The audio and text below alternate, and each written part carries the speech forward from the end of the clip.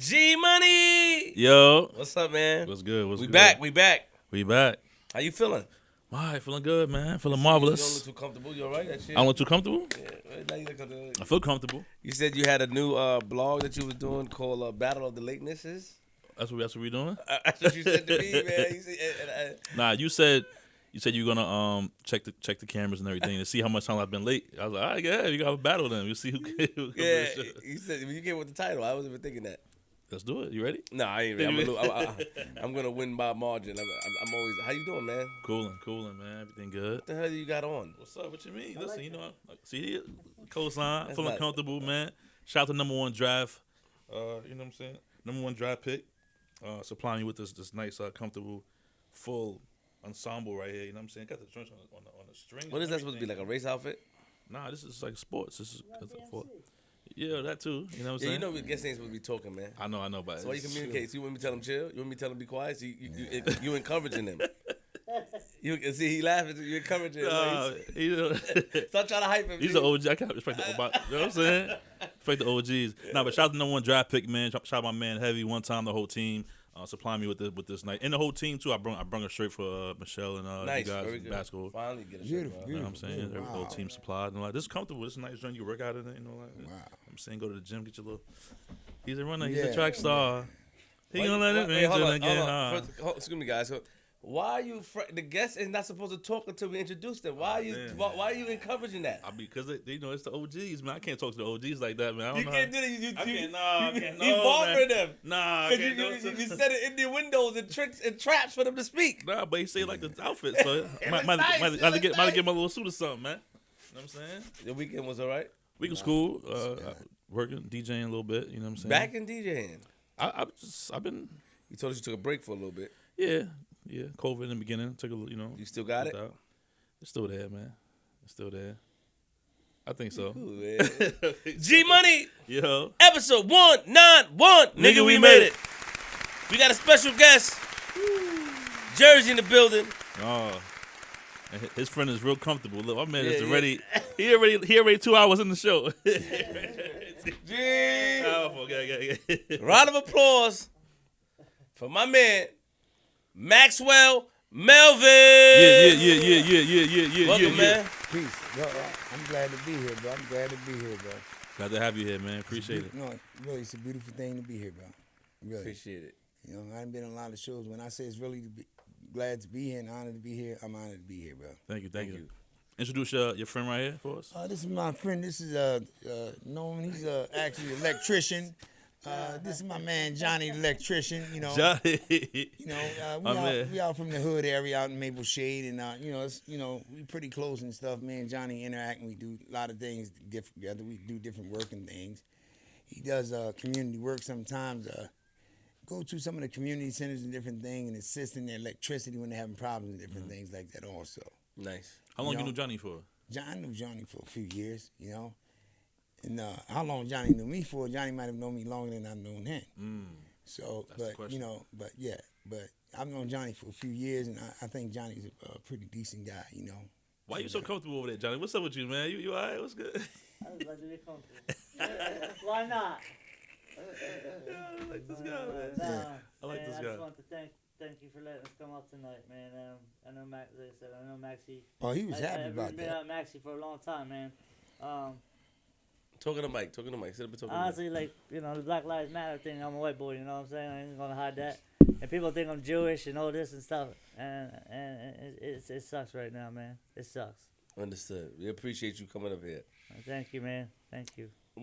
Max, you said you've been trying to reach us for a while and stuff like that, and I had cammed you up on a live, and you know you had expressed that you've been trying to reach out to us. And what was the first thing or episode or that got you in tune with the whole movement of Flip the Script? I can't say the exact episode or two, but I've been watching for a while. I'm not going to say I watch each time because I watch a lot of things. I'm pretty much busy majority of time doing different interviews and different things. And, you know, I don't know, just like this one, you know, just like at some point I just got fed up, man. Look, I'm tired. This dude just ain't seeing me, man, or hearing me or nothing, man.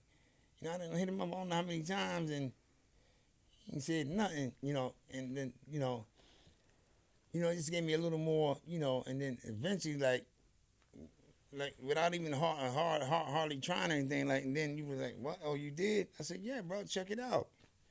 He said, no, I don't recall this and that, and I had DM'd you pretty much.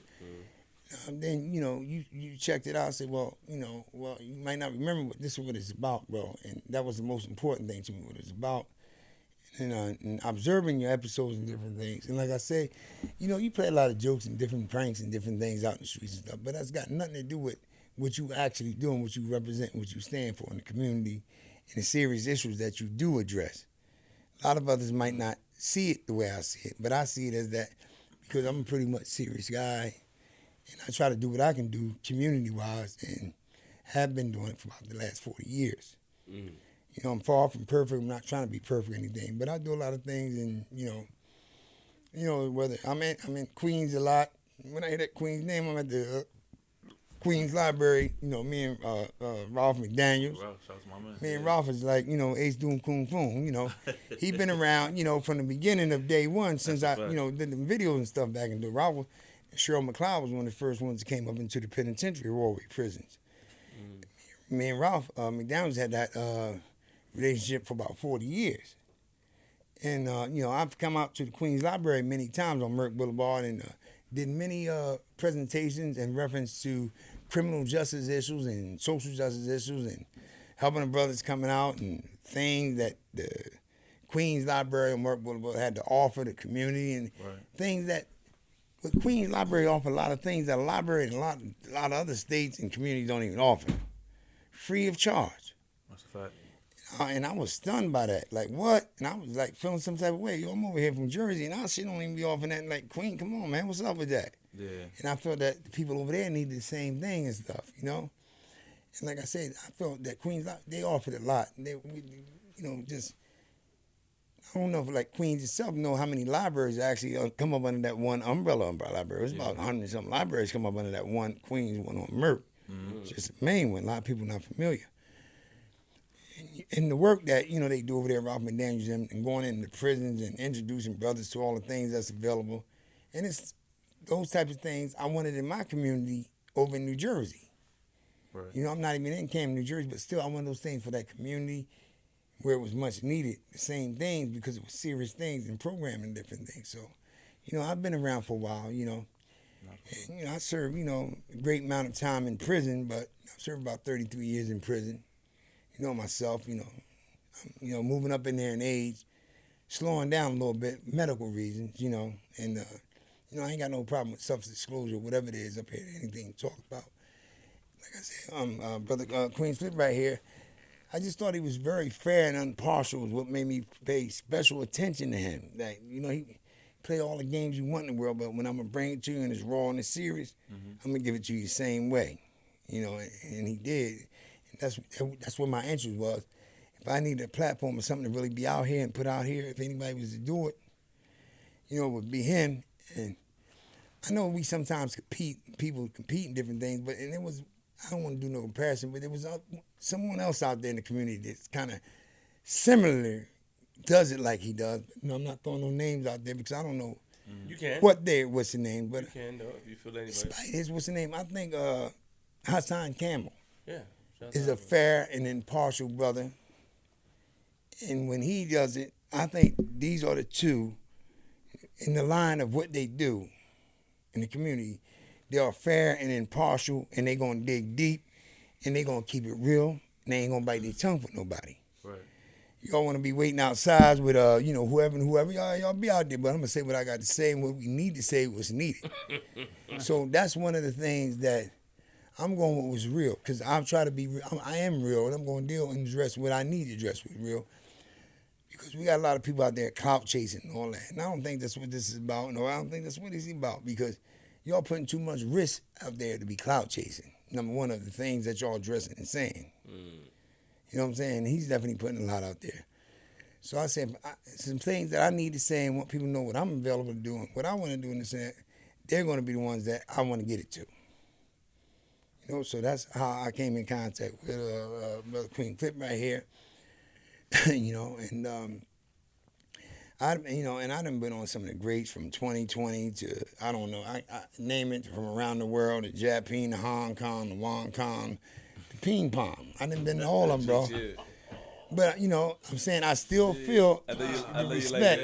I know you like it. Still feel the respect to come here and pay homage where it's due, bro. Nah, that's real. Thank you. You know what I'm saying? And I mean that when I say that. I say this from my heart. Okay? I say this from my heart. I ain't got nothing. I ain't clout chasing. I know fame already. Even under my circumstances of 33 years, I'm not searching fame, bro.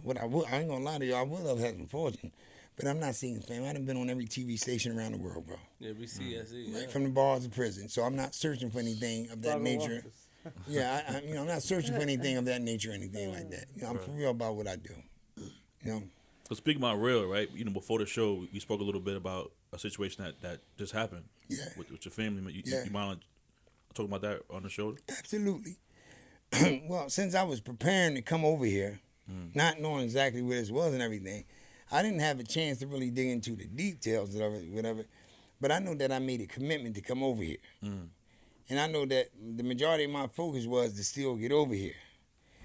And, I tried to get some detailed information, and I couldn't really get any exact information because, again, I was focused on getting where I needed to be.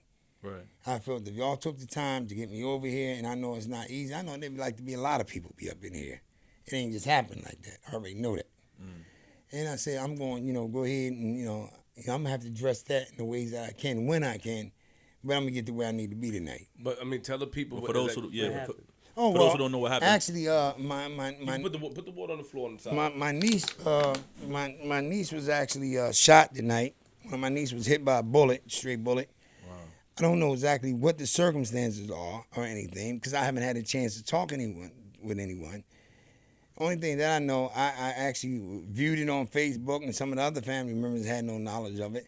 And I know I needed to get over here because I had made a commitment to get over here to Queen Flips and y'all.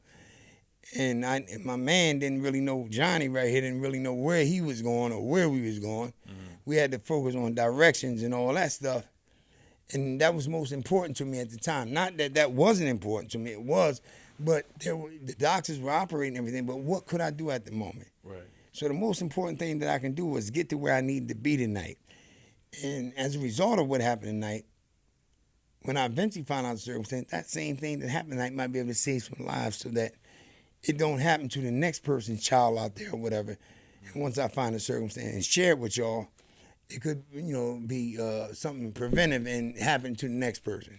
So who was mad at you? Was somebody mad at you? You stated that you might feel that. No, I had two people said that they thought that I should have returned home, where you need to be right now, and if you choose not to do it, if I were you, I would head home. They weren't family members or anything, but they said what I would do right now, I would head home right now because of what happened just now in the circumstances. And I said, no, I don't think that I need to head home because of the circumstances right now.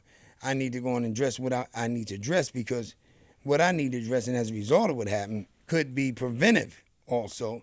Because I'm not a doctor or anything. I couldn't change what happened, the circumstances or anything to change tonight. I couldn't change that.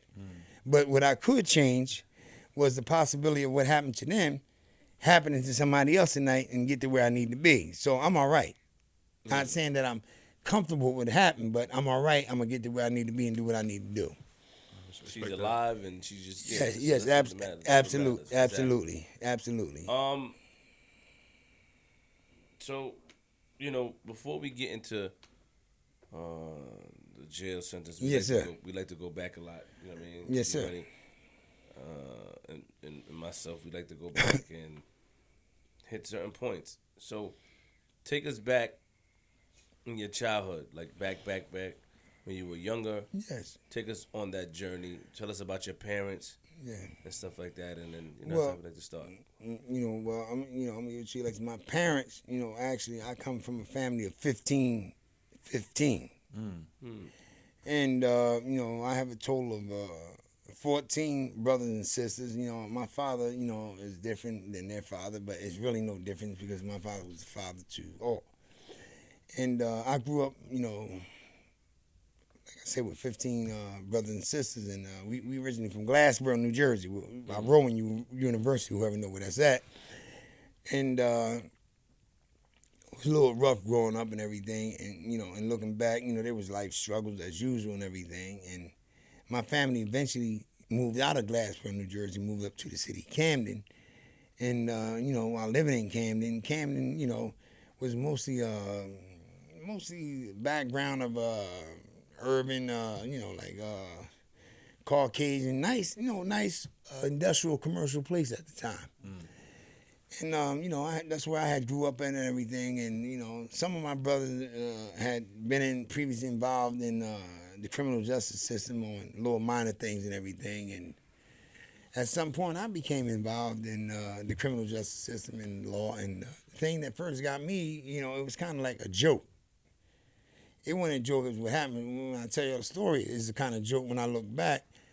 I lived in North Camden, and that's by the Ben Franklin Bridge, which is right there by Philadelphia. And the Rutgers University is right on the other side of that bridge. And I lived on the other side of the bridge, which is in the hood, which you would consider it.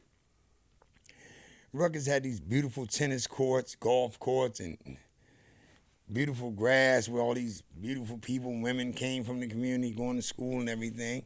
I like to go over to hang out in Rutgers College and see the beauty. I'm looking from the urban, I'm from the hood.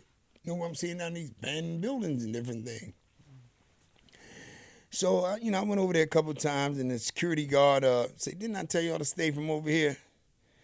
And he had told us don't come over there now. We going through the building, just walking through. So one day I just happened to have my dog with me, and I got tired of hearing him saying, "Don't be coming over there," and this and that. So I had my German Shepherd on it, right? So I was like, I sucked my dog, "Get him, man." And the dog ran after him. And they didn't have guns or nothing at that time. He didn't get me that day. But like the following week, I was going to Woolworth shoe shop to take a pair of shoes in to be repaired. And he cornered me.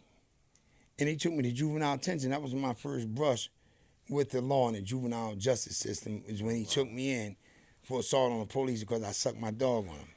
And I sucked dog on him because I got like, come on, man, I'm down here looking at the college and the beauty, this and that, and you ain't got nothing better to do. Right. And like I say, I just told her, I sucked the dog on him. That's what happened. He caught me the following week. He didn't catch me that first week because he couldn't outrun me that day. So, but he caught me I ain't had a dog, I just had a pair of shoes in my hand, The first time that I went to juvenile justice, man, it was called Lakeland. And when I eventually got down there, I wasn't even evaluating. It just wasn't harsh as I thought it was. It was a community center. They ended up taking us horseback riding, swimming at the CYO and all that. And I think that might have been the start of it all. Oh, yeah, that's what y'all doing here. What?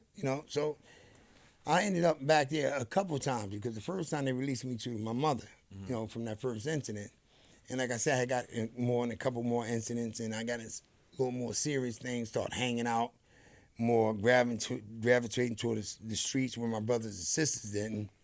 But I did and thought it was cool, the older guys, putting it on, thinking they was the dudes, all out there in front of the women, and, showing off kind of stuff like that. And, I eventually got, caught up into that, I think, and to start a certain mindset. And, I had been arrested, riding around. We was riding around in cars. Guys started hot wiring cars. I'm riding around because I wasn't mechanically inclined how to hot wire. So, excuse me. So what eventually happened is, like I said, I got caught up in them things, and it gravitated more. I started hanging out with the older guys, and eventually got caught up into the drug thing. All right, hold on. Big Max, my fault. We got to slow it down just a little bit. Yeah. Just a little bit. All Let's go back a little bit. Let's go back to the childhood. You said it's 15 of y'all. Yeah. Which and what order are you? Are you the baby or you the middle? No, I hate the word baby, but yes, I'm the youngest. You the youngest. Okay, you youngest one. The baby. The baby. Don't call me the baby as in the baby, and I would love to beat him right now, but yeah. Is it the baby? I was the youngest, yeah. No, but I was the youngest. Okay, you was the youngest. Okay. Yeah. Well, in the household, how was it with moms and pops? Mom and pop was, cool. Pop, he did his little thing. My pop, he used to like to drink and different thing, and but they were all right. They had their differences in different things because, back then, at that time, as we considered the black man or whatever man gonna be him and be what or whatever, and my pop was pretty much strict on me and everything, but I remember the times my pop wanted to tear me up. My mother was like, okay, if you put your hands on that boy, man, you going, and you like, back up a lot. But, at times I wish that he might have, maybe it might have, but at the same time, that Straighten you out a little bit. But it don't always work well because I ain't seen parents, and the best of parents do the best. Right. And it didn't work. But, my brothers and sisters, even from my brothers and sisters, everybody all tried to reach out to me, bro. But, I think they had lost me at some point. And I was out there, and like I said, hanging out with the guys. I wasn't really in no games, but, nothing. We did, we was out in the streets just doing us, smoking our little weed, cutting classes from school and different things like that. And that was the start of a lot of things. And as I was getting older, it was starting to escalate. I noticed I started getting more involved in more serious things. And, getting involved in those more serious things, and I had got, sent away to a place called Jamesburg, which was a reformatory, one of the first real reformatories in the state of New Jersey for young adolescents and everything. And where you would have thought those things would have deterred me or made me a little soft or something, but it seemed like those things was only making you more harder. And because when you go in those places, you had to fight back then because niggas was trying to step up on you, man, and push up on you. That only, made you a little harder in different things. So I started to get, caught up in those things also, wanting to protect myself. I don't think I was your average, I can't say for 100% average hood guy coming out.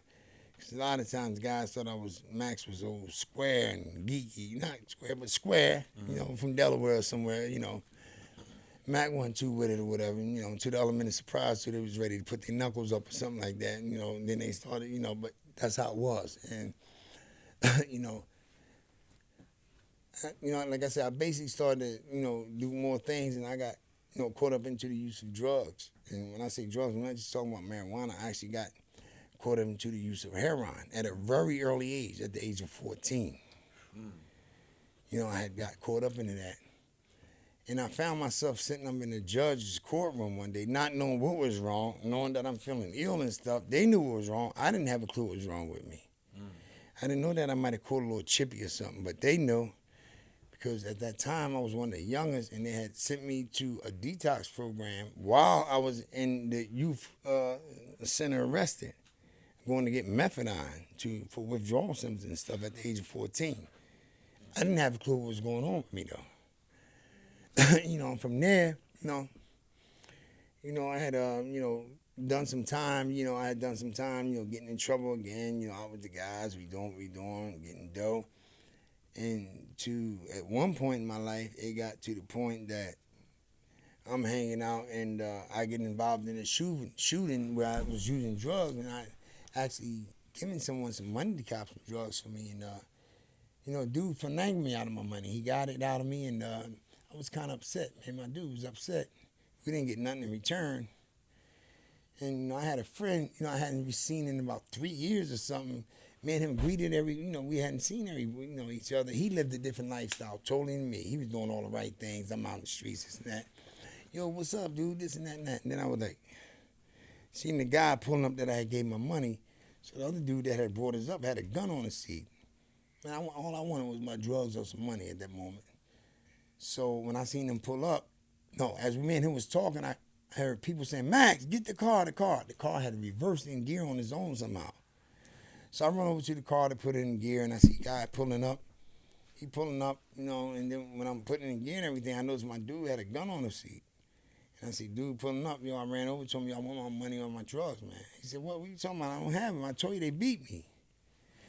I'm angry and everything else. I wasn't trying to hear that. What do you mean they beat you? Dude beat me out of the money, and I wasn't trying to hear that. And, I was like, I want my money and my drugs. He said, I ain't got neither one. He took off running, I believe, if I'm not mistaken. I might have smacked him with it or whatever. He took off running. I fired a few shots. Straight bullets hit an innocent bystander, right? I fired a couple shots, reckless shots. I didn't know anyone had got hit at first. The crowd started to come over to me. Yo, hey, what you do that for? Why you hit the guy? He do nothing to do with it. I said, I didn't mean to shoot no one, And learning that someone had got shot, still, I left. Even after learning someone had got shot, because I wasn't trying to get apprehended or whatever, scared to death, didn't know what to do. But a couple of days later, I learned who that was that got shot. And I learned that it was the same kid that I had grew up with that had got shot. The same kid that I knew that was in the community center, teaching him how to box, swim, and all that. So, I said, I want to turn myself in. So during the course of that, they apprehended me. So when they apprehended me, the family spoke up for me and everything, and, it just wasn't happening. And, for example, the sister, they even came to visit me, Maxwell. Everybody said that was you that, But when they was first telling the family's like, nah, that's nothing that my brother could have done. Maxwell would have done that to my brother. That's his best friend. Till they understand what had happened. And, I told him, I said, if this is what happened and he got hit by that bullet, that was me that night. And I apologize and everything. Not that it totally made it all right, but it helped ease the pain to know that me and him was all right. No, there's nothing my brother could have did for Maxwell to do that. And so while I was down, though, I didn't just go in and start to just say I'm going to, shape up or whatever. I continued to be involved in the nonsense and different things that was going on in prison, whether it was arguing with the officers of the prisons and engaging in the use of things.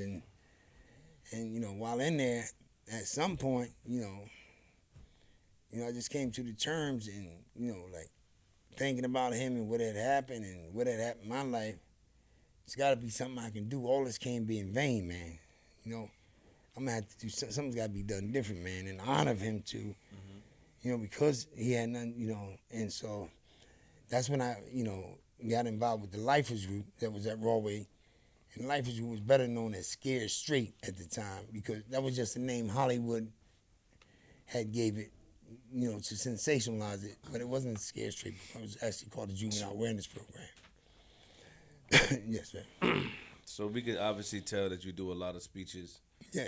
Because you just told us the whole story, but we don't do it like that. So however you want to do it. We got to bring you right back. You're 14 years old. Exactly. Moonwalk right back on. Take it back, baby. How did you first get into heroin? Well, because I was working and had little paint jobs and stuff. I had a brother that I went to school with, and he didn't have no money. And I'm going to introduce Max to this. Max, let's try, blah, blah, blah. I'm down and stuff, because I seen, like, all of the females and everything was like, on him and stuff, he had grown up a little bit. And he was like, yo, you got any money? This and that? Let's do something. So I'm like, what? Yeah, I want to try. I tried it, right? And from what I understood, he gave me a water shot still, not the full shot. Water shot mean he mixed it and watered it down and stuff. And because I had the money in my pocket and stuff all the time, he didn't because he was out there by then. I wasn't. And so that's how I got involved with that. So somebody influenced you to do it? I can't say influenced me. I can say he introduced me to it. I myself had made that choice, not knowing the choice that I made. You're trying to get the girl. That's what you're trying to do. Well, it wasn't just about the girl. No, I want to know about that because, he was the cool dude. Everybody, right. He had grown older and everything. And so that's what first introduced me to it, and he had stopped hanging. He wasn't even hanging with us, really. You know what I'm saying? And that's what introduced me to it. And from that point on, I had got introduced to it, but I knew nothing about habits or sicknesses or anything with that.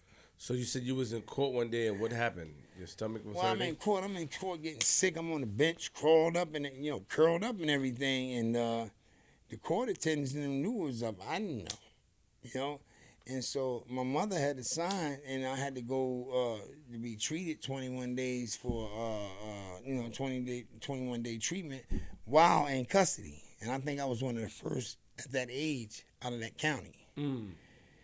And because the counselors, they couldn't stand me, man, because I was showing out. Like, I'm walking around talking the talk that the normal addicts do or whatever, and I was allowed to smoke and everything and this and that, and they looking at me like, and I'm just doing me. I'm taking advantage of it, not really knowing what was going on.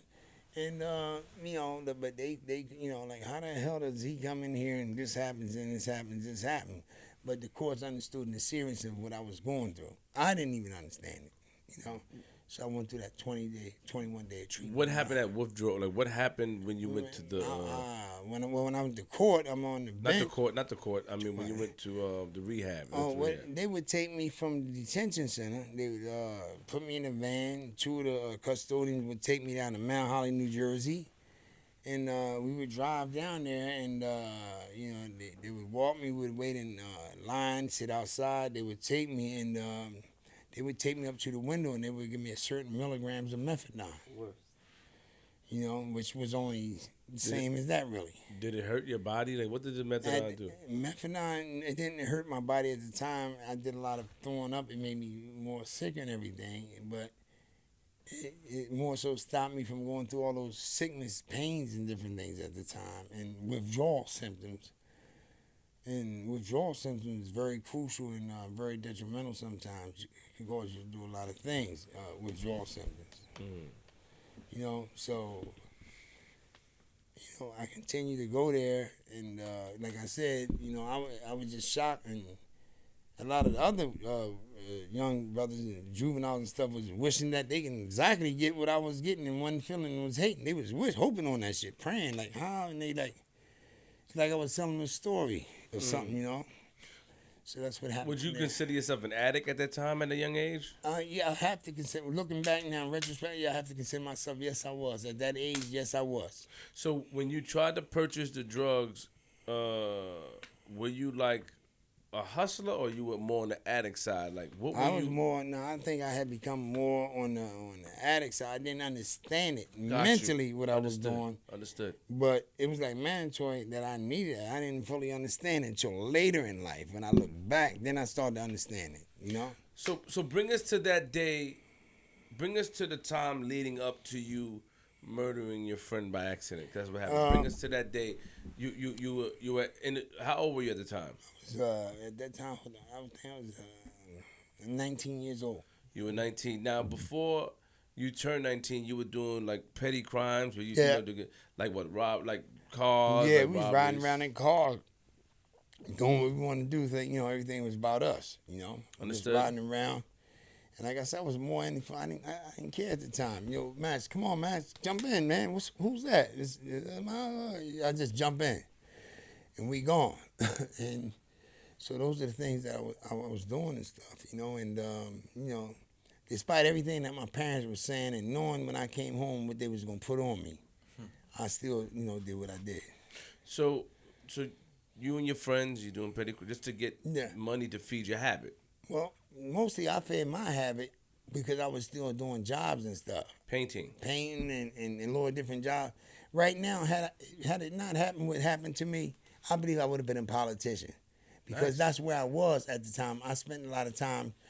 He was eventually, you know, killed him. Major Coxon, Muhammad Ali, all of them down there in Camden, New Jersey. They were politicians, and I hung around the campaign offices, and I helped do fundraising and stuff at that time. So I believe I would have been at some point in my life. I might have been a dead one by now, but I would have been a politician, I believe. So, give us. You want to say something? Okay. So, you're moving around. You're moving and shaking. You're doing what you're not supposed to do. Yeah, Could exactly. we say that? Yeah. Because at the end of the day, honestly, you're addicted to the drug. Can you bring us to what it feels like to be on heroin? Well, I can bring you to the date of having more of an understanding of it, but still at that time, I had no full understanding of it at that time. So you didn't have an understanding of what was the feeling. You didn't understand the feeling. I want to know, like, what does it put in your mind? You know, because, you know, when we hear about people that smoke crack, they tell you that I have to get that fix. So I do whatever. Like heroin, tell us, what does that do to your mind and body, and what did you feel? Well, heroin, man, you gonna go through hell. It's like you gonna get that gorilla on your back. That gorilla gonna beat the shit out you. You gonna make all types of praise and sacrifice. I'll never do it again and everything, just not to go through that feeling of sickness, your bones aching and different things. You're going to go through hell, and you're going to make any type of promise in the world to not feel what you feel. And at that moment, when you want that, and people might not believe this, and I don't want to minimize anything, bro, and they say they have functional addicts out there, and you have other addicts. Myself, there were certain things, you know, that I just wasn't, a certain line I wasn't going to cross if I didn't have it. It was a certain line I just wasn't going to cross. If I had to sacrifice and go through that, I wasn't going to do. But then you have others, they call that a functional addict. I don't believe it, but I'm just giving you a perspective from my observation and learning. I've had times, man, where man I didn't pray and wanted to climb that wall and be like gorilla or something. Man, oh please forgive me, I ain't gonna do this no more, because it puts you through hell. The withdrawal symptoms, the cramps, and the feelings, the hallucinations. It puts you psychologically through so much. You go through so much psychologically, from a drug addiction. So, what makes you go back then? If it's that much pain? Because it's actually an addiction, and it's deeper than when you understand is what makes you go back. Your brain has actually been hijacked. It's actually been hijacked, and it's not as simple as people say. Drug addiction is just people just want to use. It's deeper than that. It's deeper than that, dude.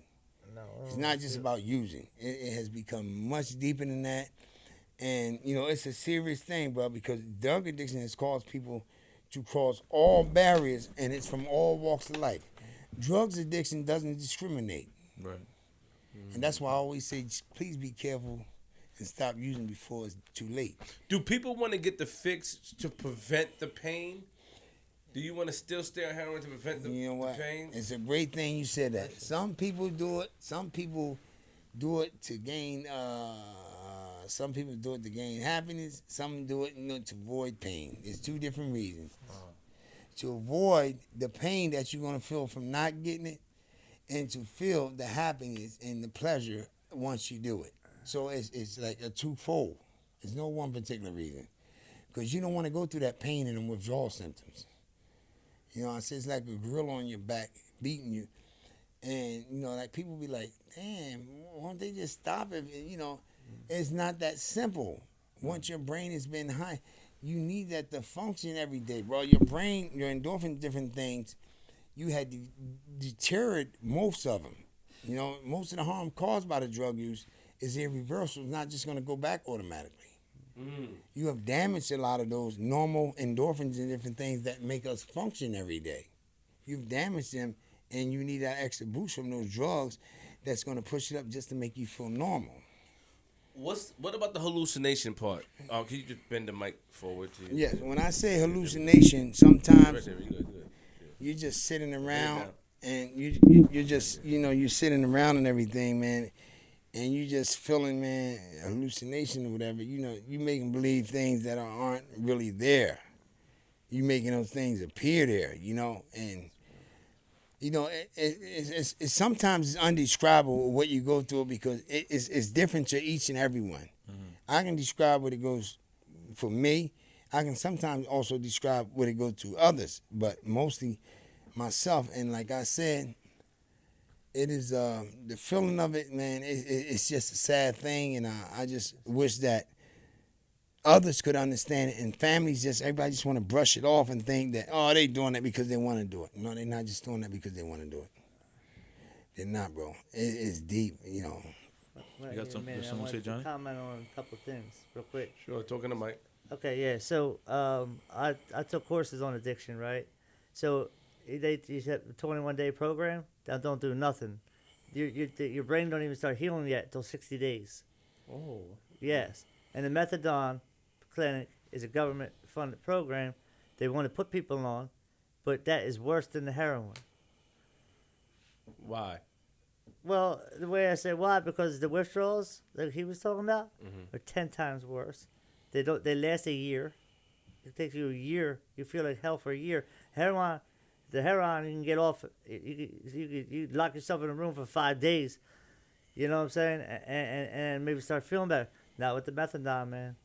You locked in. You stuck on for life, basically. Wow. Yeah, it's that bad of a withdrawal, and it lasts forever. I don't know anybody that's came off methadone, and I know a lot of addicts. And I suffered some things myself too. You know what I'm saying? So I took that course at the Rutgers Kin, and it was an addiction course, and I learned a lot about it, man. I know people that have come off of it. God bless them. And it has really deterred them, deterred their bones and everything, because they're like broke down in bodies and different things. It breaks them down, man. Yeah. Coming off of that. It's a boxing too. Yeah. You were hooked to heroin? Yes, at one time, yes. How did you get on it? I about 18. I started selling marijuana, and just led up to ecstasy, going nightclubbing, and then after all that was over, the fast money, all that, I was depressed, and I tried it, and like he was talking about, like okay, the brain, I might have an addictive personality, you might not. You know what I'm saying? So you might be able to do a bag of heroin the next day and not need it. Someone with addictive brain like me, they could do one bag one night and be addicted that fast.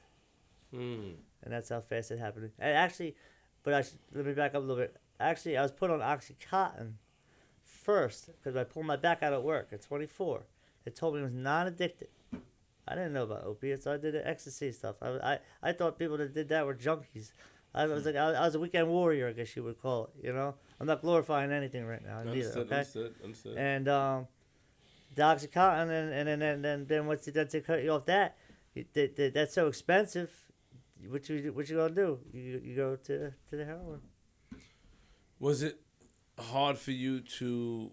Do you understand what he said as far as the withdrawals? The withdrawals are hard for you. It's cramps in your stomach. You feel like you have to use. What does it feel like exactly? All right, hold up. So I actually got my third charge. When I was 39. No, 35. I'm sorry. And I went to a program. I was on Suboxone at the time. And I thought Suboxone I was doing good, And when I got the program, it was a faith-based program where we weren't even allowed to take Tylenol or nothing, right? 9 months. I went through 8 months. I was still feeling like hell. Like the cramps, I couldn't even walk up the steps. I felt like an 80-year-old man. Wow. Yeah, after 8 months. So what's your best advice for not for someone, but like in your situation at that time, like what would be the best situation for you guys to heal better? All right, honestly, okay. First of all, obviously, never pick up. Right. We gotta teach you to never pick up. Of course. But besides that, just cold turkey, man. Get off the heroin. It's only a couple days. The sickness will go away. You put yourself on the methadone and Suboxone. It's almost like a lifetime thing. It took me 8 months to get off that Suboxone, man. That's vicious, man. 8 months of feeling like hell, man. Every day I want to run out of there. But I knew I was going to jail if I ran out of there. Mission T is a beautiful place, actually. They don't take any money, because who has money? If you were heroin addict, you ain't got no money left. What rehab you going to go to? So this place accepts you, with no money, nothing.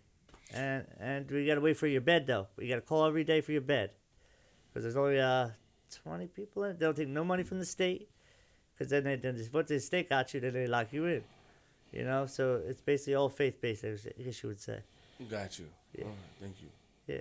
It's in Norman, New Jersey. It's right outside of Vineland, New Jersey. If anybody needs help, it's a great place. So, let me get back to Max. Max, bring us back to that day. It's okay. Thank you very much. Appreciate that. Bring us back to that day, the day that of this everything that happened before you got, bring us to that day. Walk us through it. Like you wanted to get a fix. Yeah, I wanted to go out that night. Actually, wanted to go out.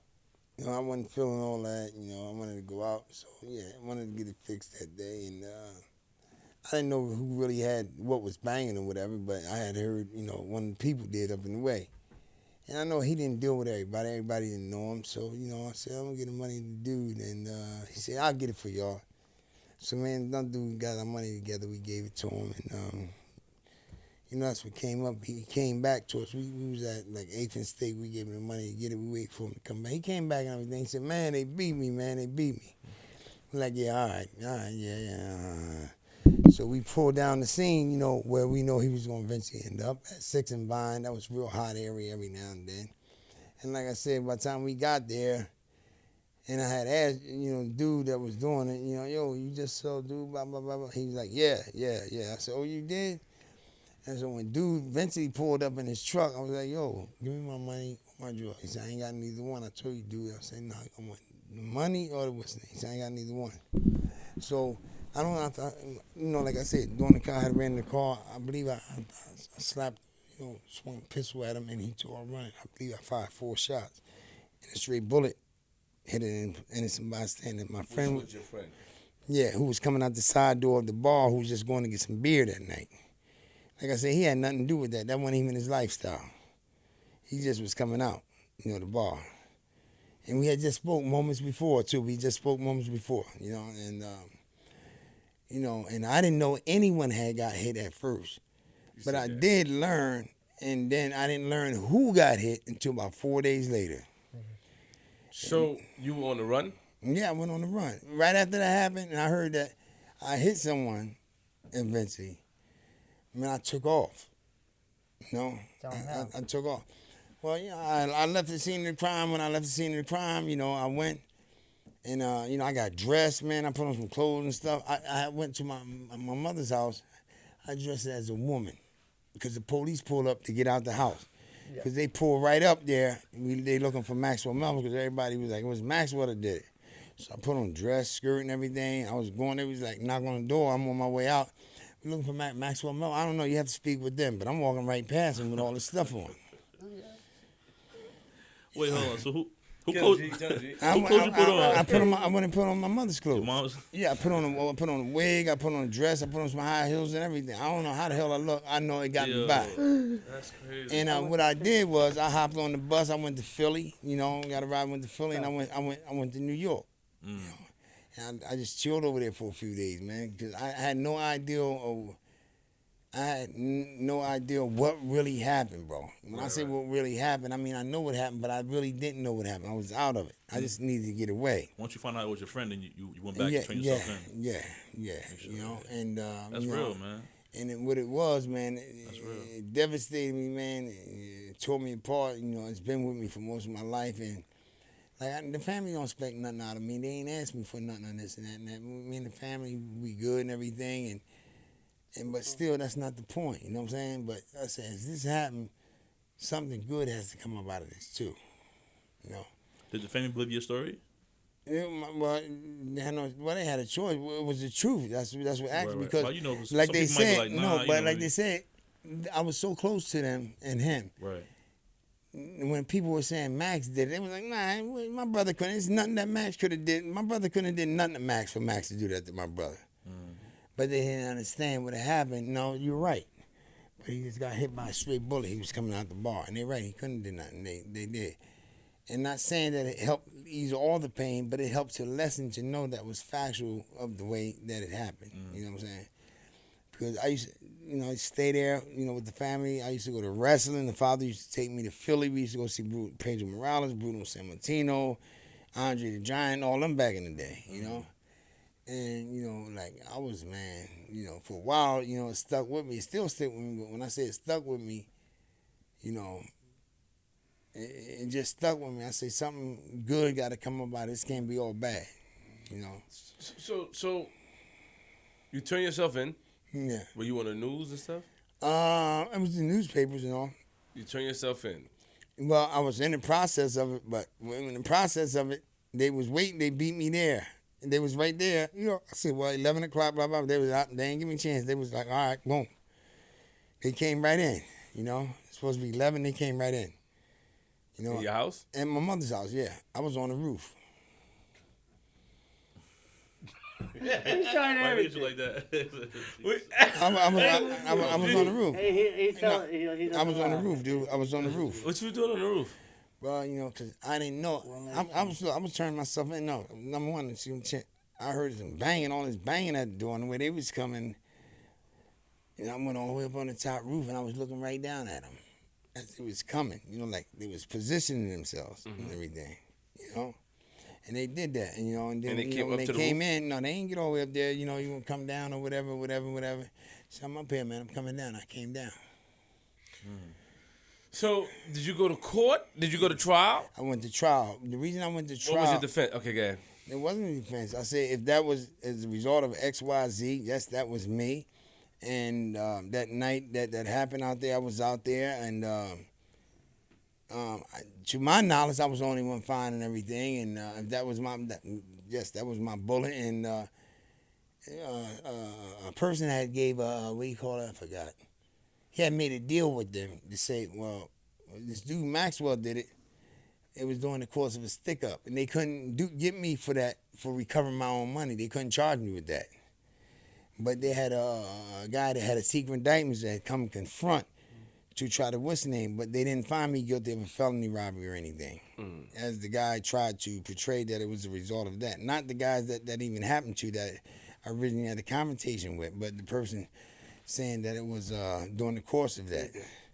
But it happened because, you know, as I said, I was there recovering my money, and it was a new case and legal case out at that time that said you cannot charge a person for recovering their own money with a felony murder and during the course of a robbery. He was there to recover his money, in which I was there to recover my money. Did you? But what made the? Okay, so what was your? You didn't have a defense. You just went to trial. No, I went to trial that. To say it was an accident. Yeah, it was. If it was a result of my bullet, yes, it was an accident that yes, absolutely an accident. But the jury found you guilty of knowingly and purposeful.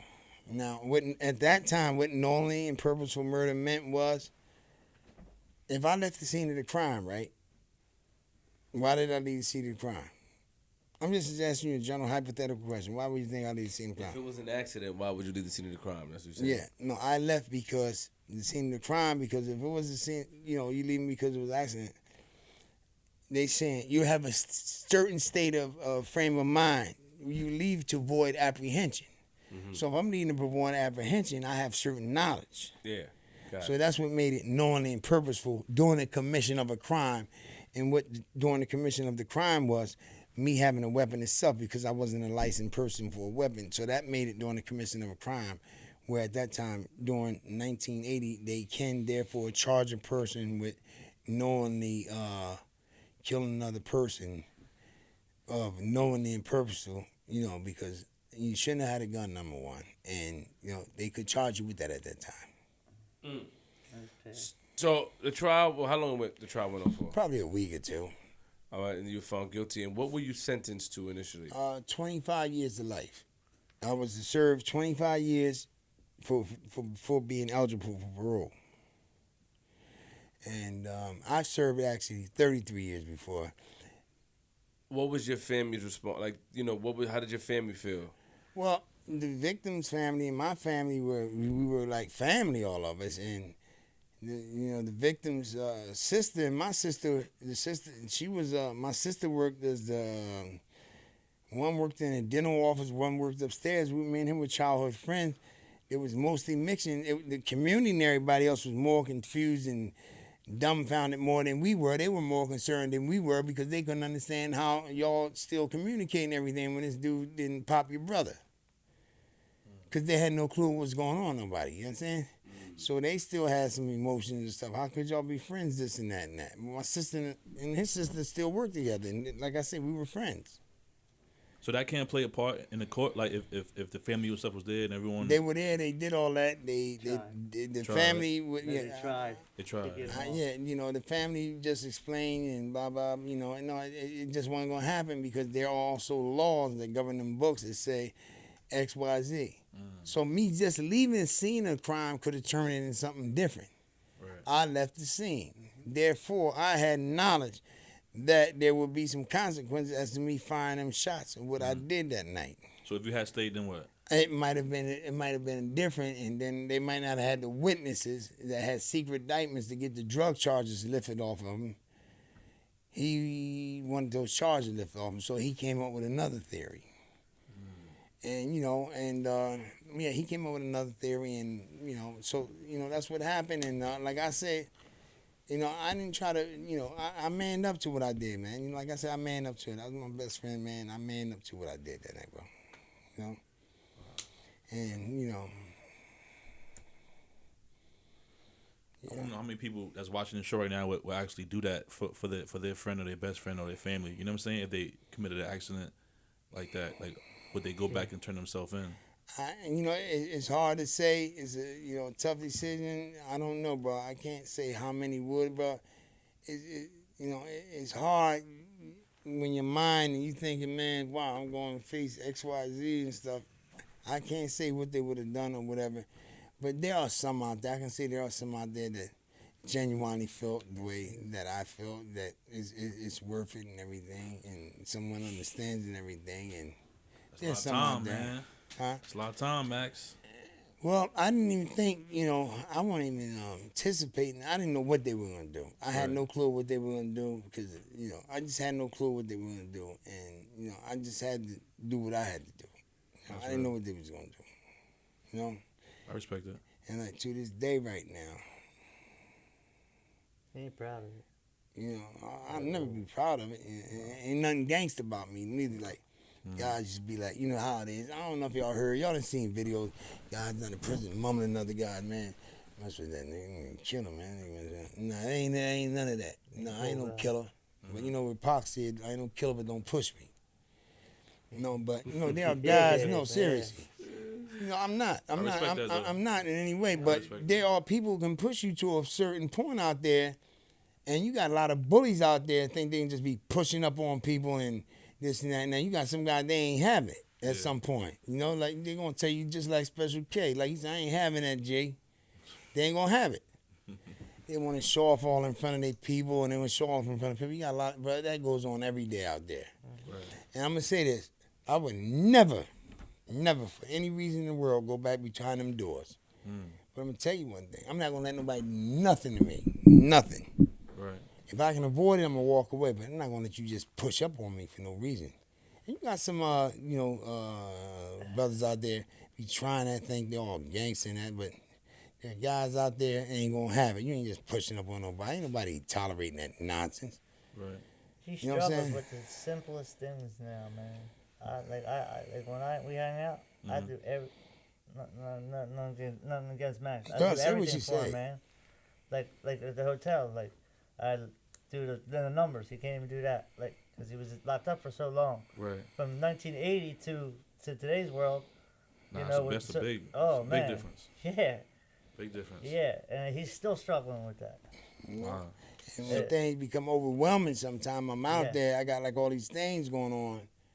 I might hear some fire trucks, I'm hearing this, everything. There's a lot of things going on at one time. That's a little too much for me sometimes. That's why I say, like, and then you got people come to you, man, like nonsense sometimes. That's why you have zero tolerance for nonsense. I don't have zero tolerance for nonsense. And like I said, it's nothing tough about me, bro. Right. I'll do anything I can do for somebody. But you got some guys out there think they really pushing up. Nigga, you ain't pushing up. You just getting a pass right now. You know what I'm saying? Yo, so what was your first day in jail like? Yeah. First day, man, that's difficult to explain. I know it's difficult. It's kind of like difficult to explain. Like my first day in there, man. You nervous? Wow. Yeah, I was nervous even after the first day, several days after that. The reason you're nervous, brother, because you never know that day you might have to wake up that morning, what's going on in that next man's mind. Right. Or he got to worry about what's going on in yours, and he might have some sucker trying to push up on you in there because it's something he want that he ain't got, that his family ain't born, or he hating it because it's something you got, or because a visitor coming through, or a girl you might have that he like coming through the door, his and ran off. You never know what you might be subject to doing, and you're not going to let nobody just chump you in there. Right. And guys always talk about how tough they were in there. I'm going to tell you this. There was nothing tough about me. I wasn't letting you do nothing to me. I ain't got to be tough not to let you do nothing to me in there. And the few that do them way in there, you ain't just doing nothing to me and just walking away about it and going to talk about it. But you got a lot of guys that play that role, get home, sell that dream in the store, each of their kids, their brothers, their family. I was running, man. Nigga washing my clothes, and all that. You know how I do it, G. Nah, they wasn't like that. No, for real, they do all that, bro. No, seriously, they really do all that. I believe it. And you got guys in it that ain't gonna have. You got the most quietest guys in there. Yeah, all right. Bad at them. Look at them the wrong way. You done. The most quiet guys. They ain't the guys with all the time. It's the ones that you don't hear nothing from. You know. And it's like that in there. I hate to say it, but that's the truth, though. What was your worst day in prison, though? My work, man, it's hard to kind of describe my work. All of them was my worst day.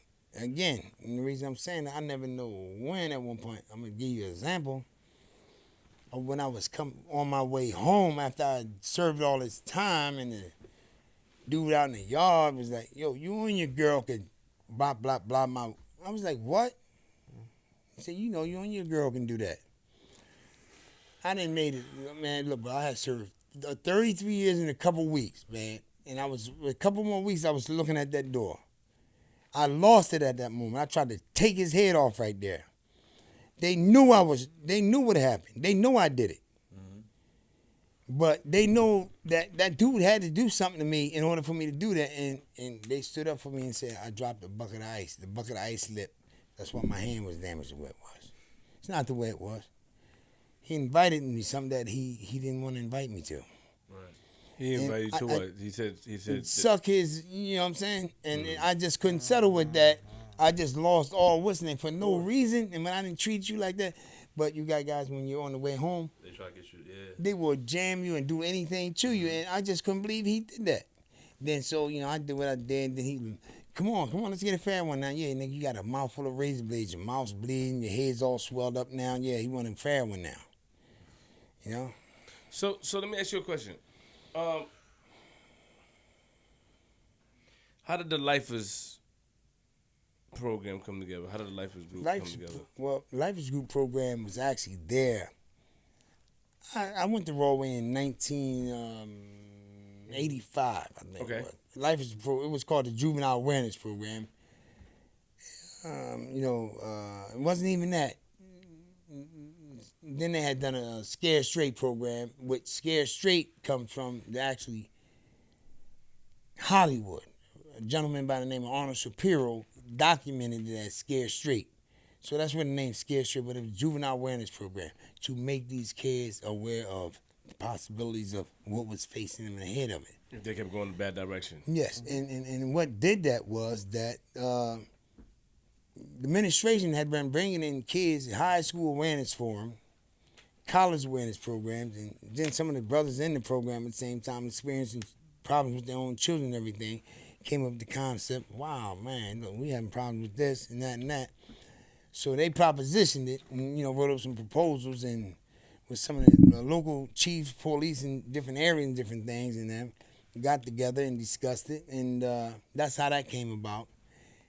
And the Lifers group, as far as the music aspect, the hip-hop part came as a result of Maxwell Melvin, as a result of myself. Mm-hmm. Because I was in the rap and I'm not going to say the program was fading out, but you try to, you come in with things, you're always trying to take things to another level and a new level.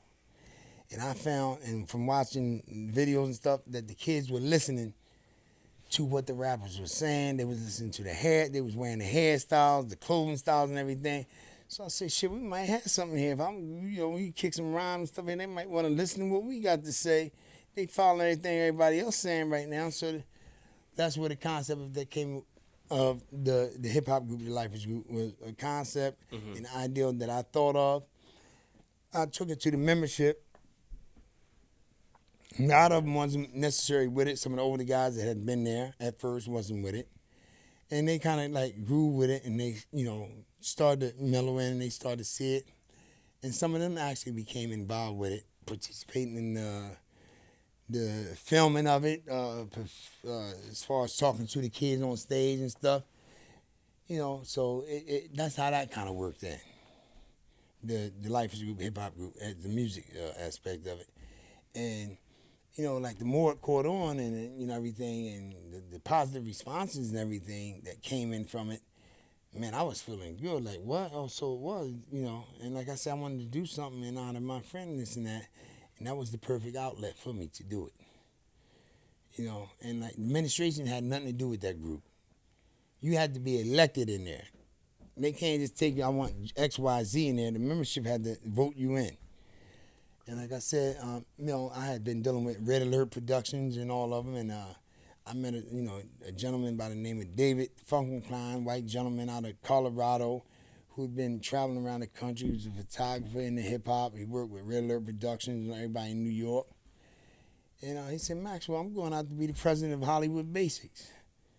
I want you to hit me up out there. I said, oh, I'm definitely going to hit you up, Funk. And then we started exchanging tapes and different music. He started sending me beats in. And I went to some of the young brothers in the population that weren't a part of the Lifers group. If you would have, if you had a message to give some of the young brothers out there and you were able to define rap music for me, what would you say to them? So that's how the concept of the rap music came about. You know, and we went from there, point A, and it turned into really be something. And I was, I was very satisfied with some of what it had done and the people some of the kids that it had reached, because it had really reached some. And, I had to keep it within some guidelines because, some of the brothers had their own views of what they thought they could say and wanted to say, but there wasn't that type of party right there. Right. And I wanted to go a different route, and, I had to kind of like sit there and to give some guidance and different things, and at all costs, I would have jeopardized whatever I had to jeopardize. I wasn't going to let nobody mess that up. And I had brothers come at me all types of ways, trying to press up. They going to be a part of it. Nigga, I bet you won't do this and that, and you ain't getting down on this and that. It all came at me, brother. I could have had my life lost as a result of this. But I was willing to sacrifice whatever it was to sacrifice to have this done. Wow. So hold on. First of all, turn the mic towards your mouth. You have to lift it up. You got to turn it. Turn it down a little bit. Yeah, that's good. Yeah, but when I say turn it right, so the mic got to be like this in front of you. So it's bent like that. And so how's in that flip? Flip? Move it like that. Yeah, you got it. Don't put it too close. Yeah, you can just keep right. Do I need to flip it a little more, flip? Yeah. Nah. Just when you talking, if you talking like this, yeah. You. All right. It got to be in front of you, right? You got to talk in front Absolutely. I'm going to say this to you too, Flip. I might every now and then, sometimes when we talking, it might seem like I get a little emotional sometimes up here, bro. Right. That's fine. Reflecting back on some of the things and what I went through to do what I had to do. Understood. Nothing against anybody in here, bro. No. Yeah. It's all good. No, I'm not saying that. I'm saying I do something, and that's something that I had to identify and recognize. I understand. Because I even find myself, nigga, what you feeling all this like that and up there? Nah, it's all good, man. He got it. It's all good. Yo, talk to us about how. Oh, wait, before G. Hold that thought. So, the Scared Straight program, he said the Scared Straight program was a program that he felt that was going out of, it wasn't really jumping, fading away. Yeah. So you brought it back, and you brought the rap into it. Yes. By bringing the rap into it, how did the TV and everybody get involved into these things? And how did that come up where you guys were nominated for a Grammy? Wow, man, that's like, Flip, that might take some now next year. No, but Flip, how she actually happened there, Flip?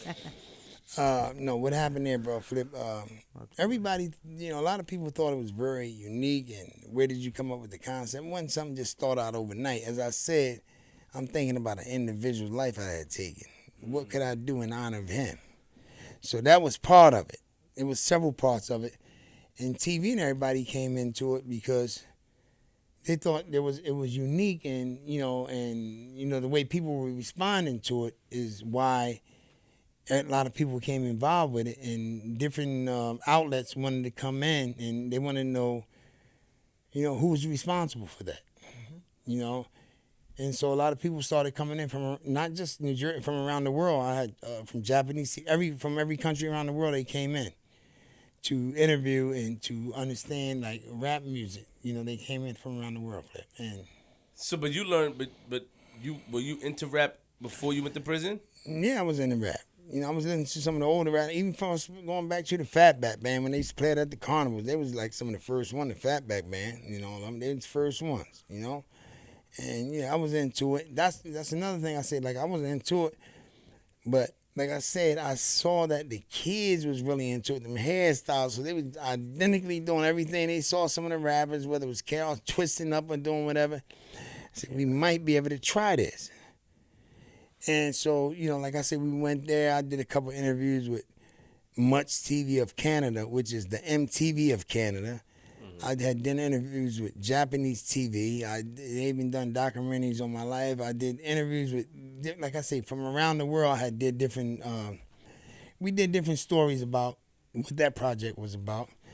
And my man and Ralph McDaniels from Video Music Box was one of the first to come in to spread our story. Uncle Ralph, what up? Uncle Ralph. And to this day, me and Ralph.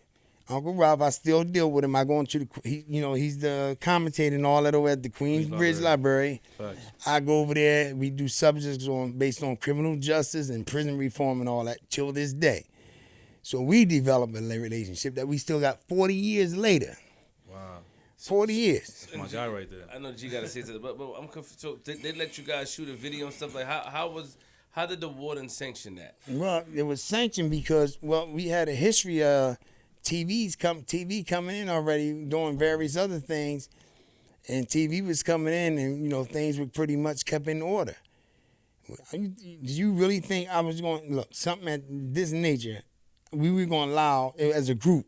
Like I said, I ain't tough or nothing. Don't get me wrong. But do you think we was going to let somebody else just come in and jeopardize all we had worked for to just come in and mess our program up, disrespecting people, trying to slap little young white girls on the ass or different? We weren't going to let that happen. It was a bigger picture that we were really in the business of saving lives. So that helped us to get that project off the ground, our history and other work that we had done in different TV interviews and people coming into the prison, juvenile awareness sessions, is what helped that get it off the ground, Flip. Did you guys get all of the recording equipment and stuff before the TV press and all that? I seen a video you had mixing board there, you had instruments, all that, you know what I'm saying? The mixing boards, the mixing boards and different things, were brought in from Solid Productions, which were from Denmark. There were British, Sweden from Denmark, Phase 5 and Solid Productions, who helped record the first album. Also, a brother by the name of Hellraiser out of Detroit, Michigan, who had a song called if you look back, called Hip Hop Hall of Fame. It was a rapping of Scooty D, Cool Mo D. He came in and coached guys and different things.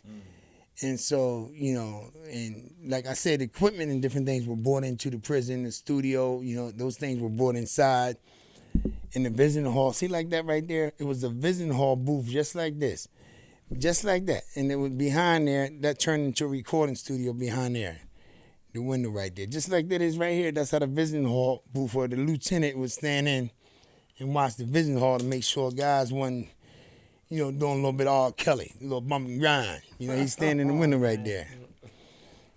So Lieutenant used to hide in the window right there, because, they felt that people would come in, women come in just, cross their leg like that or something like that. And, they felt the brothers just, pull their little beach chair all up on it, and, from there. Those that were there know, I ain't got to sit here, I got no reason to sit here and lie, like I said, I did 3-3 in there. I got no reason to lie about it. It's nothing. I have nothing to gain by lying to y'all here, bro. I got no problem with self-exposure. It is what it is, Brother Flip, How did you guys be nominated for a Grammy? I think you're going to have to ask the 5,000 members of the national organization of the Grammy and what's the name, but having a little understanding of what the group consists of. They have 5,000 members and how they submit their ballot sheets and what they think or whatever is how that goes. But to really give you an idea of it, and I think there's an interchange between it. In my personal opinion, Queen Flip, who you with? Rap-A-Lot Records, Johnny, which label you are? You with Def Jam, right? Yeah. All right, well, I think you give me Shania Twain and you rap a lot. Hold up, you rap a lot. We gonna give you the Ghetto Boys in this area, in that category. And Jimmy Bean over there, Flip a lot. You give me this. No, but the members had to vote. Right. The members had to vote, and that's how they came up. That's how they came about. Because I'm saying, but he asked you that. I became a member of the. No, I was a member of the Grammy Board myself. That's how I know. Oh wow. That's how I know how the Grammy Board and what happened was, hold on, Johnny. Madonna, yes, Peter Gabriel, Sinead O'Connor, and Billy Joel, all theirs was submitted, before the Grammy Board, right? And Madonna's Blind Ambition tour was the one that won. And my thing, as a result of the responses that I got from 2020 in all the personal letters that I received, is that I believe the Lifers group was placed in the wrong category from information I received, not what anybody thought. I had firsthand knowledge. Remember, I was receiving it, and that's what they thought. But go ahead, he's the host. But go ahead, Johnny, what you were saying? Real quick, just for like the listeners and all that, if you want to the whole Grammy thing, just go on YouTube and just put Maxwell Melvins with Barbara Walters, and right there's like a 7-minute clip, and it just gives you basically, sums up Synopsis. a lot of it for you. A lot of your questions, just now it doesn't sum up everything, obviously, Yeah. but like Johnny, hold on, Johnny. We're gonna ask questions. It don't matter if we Hold on, get the Johnny. answer. Yeah, to the question. he No. gonna answer him. We're That's gonna flip. ask him whatever. We're gonna ask. Yeah, Johnny. yeah. Johnny, we're gonna ask. Yeah, No, no, absolutely, Johnny. absolutely. But Johnny? this to me, this, like when people ask me about Maxwell, like I tell them just watch that just to get an idea. That's all I'm saying. Got you. And I mean, We understand, Johnny. Yeah. Johnny I like Five is that. alive, Go man. ahead, my brother. Johnny Five is alive. It's Yeah. hard for me to explain. I can't explain it. Yeah. So I was speaking to my team, and then they said Yeah. that something about Madonna took your song or a song you wrote that Madonna. That was a song, "Burning Up for Your Love," that I had originally written back in the early '80s. That a lot of people have no clue about. I don't know if y'all heard that when her first hits. That's when I first got into songwriting. And her song burning up for your love. Would you like to see me down on my knees, bending the back over for please? I wrote that song for a company called 5-Star Music Publishing, which was in Ebony magazine back in the day. When you want an evaluation of how your songs are, this and that and that. And about a month later, I wrote them again. I received something. This company don't exist. How the hell I get a pink envelope back? We ain't hear no more this and that. And then I hear this on the radio. I have no proof to show it. You know what I'm saying, Flip? Right. So I don't bring it out a lot and talk about it. But me and Madonna, it seemed like for some reason, we done had a few contests. Look, we competed each other in there, right? That song, not just that, I'm on Die Jim Crow Records, right? First prison label in the world.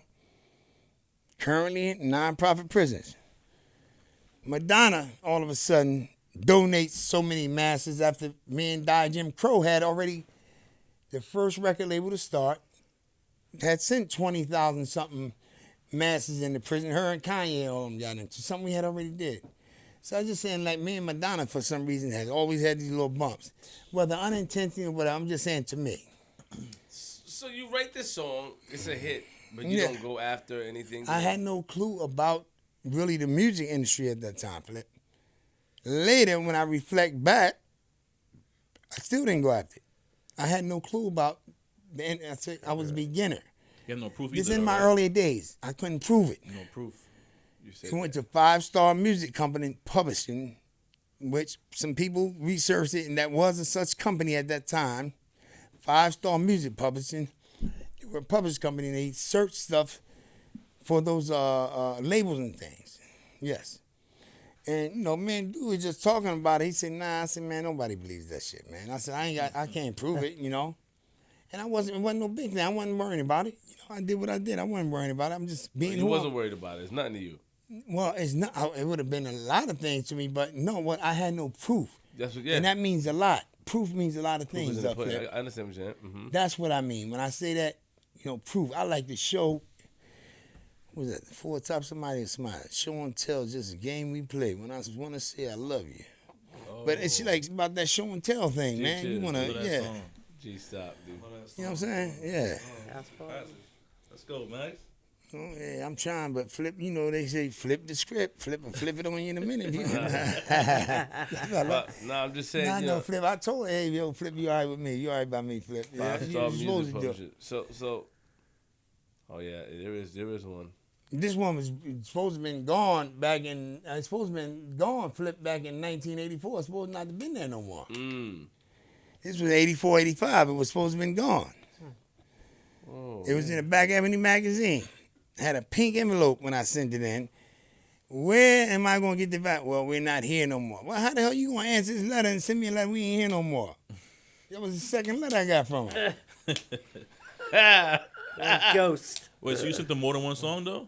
No, I sent that. I was just starting at that time. You as sent far them as that one song you sent them? Yeah, for an evaluation. Okay. But I was just starting. Right. And it was just this little groove I had. I'm in the cell, stressing and everything and listening to club music and stuff. And I just do,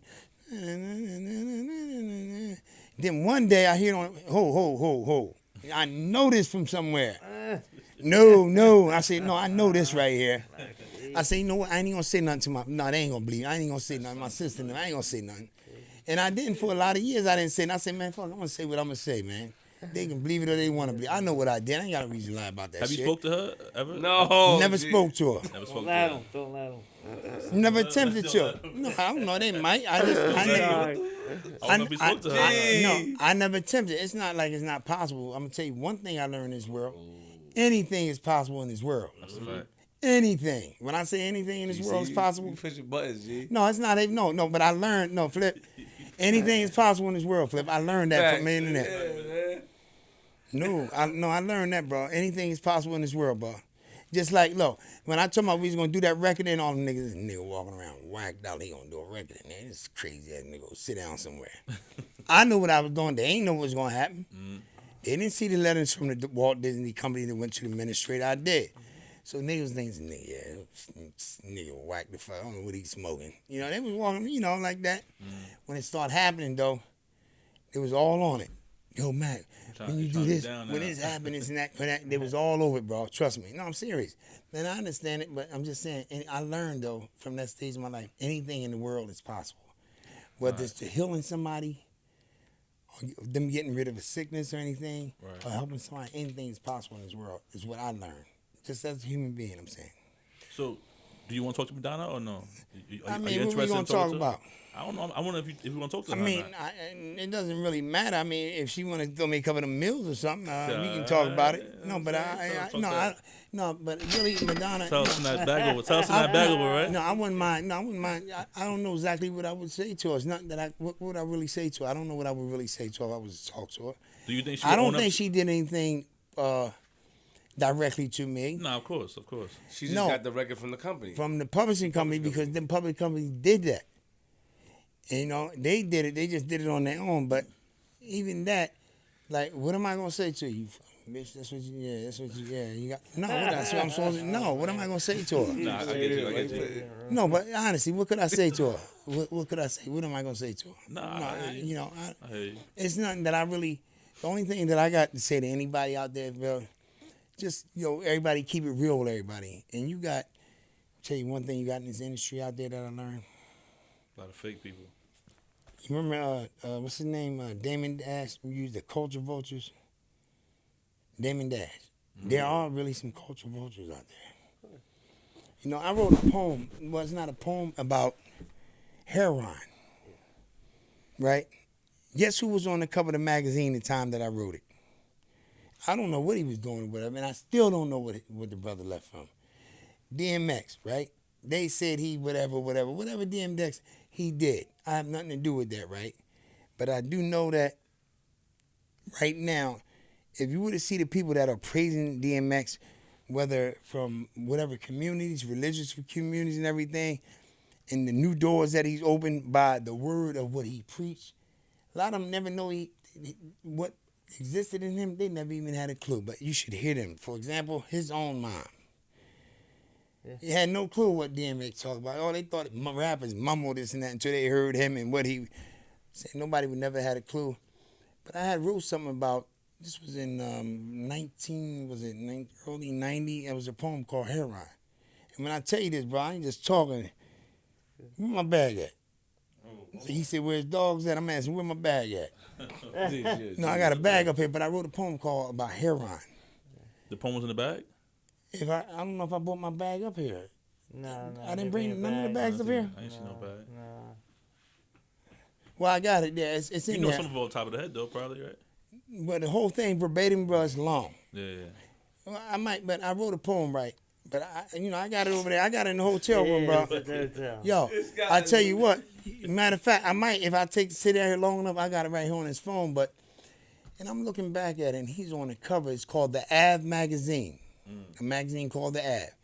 And I wrote this thing about poem about heroin. And the thing about heroin at the time, it was the drug and the drug talking to you about what it does.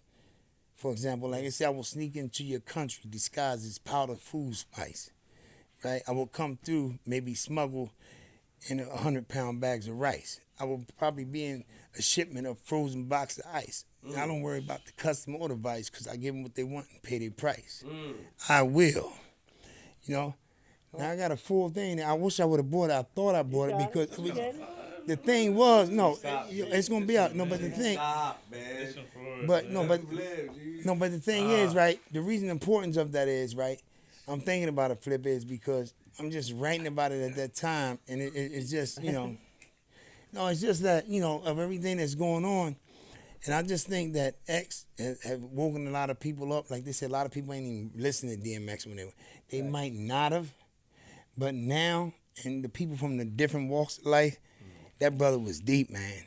And like they say, God, you ain't got to be no clean, this and that, drive around in no Bentley or whatever, taking all the church money to preach the word. Yeah. The brother had a message in there, man. He had, that brother with DMX, he was a whole lot more, man, than what we saw that meets the eye, man. And the people that's talking about it is people that wouldn't even normally talk about rap music or somebody of his caliber. Let me ask you one last question. What happened to the Lifers group? When did it start to deteriorate? Lifers group, Lifers group started. I got shipped out of Rollway Prison in '93. It started. No, there wasn't no riot. There wasn't no riot. I saw somebody riot. No, there wasn't no riot. You can read the newspapers and the newspaper articles. You know what happened, brother Flip. No, it wasn't. No, it wasn't a riot in '93. '93, Lifers group started to die out once I was shipped out. And another thing is, bro, I'm gonna keep it real with y'all. Did I receive threats and different haters in that prison sometime? Yes, I did. I have no problem with saying that. Yes. Some members try to reach out to us and say they wanted to be up here with you. I'm sure. Well, I had no problem Johnny. I had no problem with anybody being up here. That would have been fine to be up here. You could have brought anybody up here you want. You know, anything that I say and testify to, bro, I can verify anything that I say. Anything. And I have no problem. Well, you should have brought. And there have been some rappers that have wanted to testify on a lot of stations in different places. And I have, you know, notices and different things. For some reason, those stations wouldn't do it. And them stations was inquiring about why. I don't know what lessons or whatever those stations have or whatever, but it would have been fine by me, bro. Yeah, no, we saw it last minute, but yeah, they said that some people were writing saying that they wanted to be up here. All right, to be up here for what? I don't know. I'm not telling the fair enough story or something? I have no idea. You didn't tell the story yet. They just said they wanted to be up here with you. Oh, all right, well. That was the message. Oh, all right, well, that could have been fine by me. Okay. That could have been fine. But anybody could have been up here, Flip. Respect. And just by what you said, it's not the first time I heard that, Flip. Respect. I've heard my back's been stomped on, beat on, and everything else from a lot of other stations. It's not good.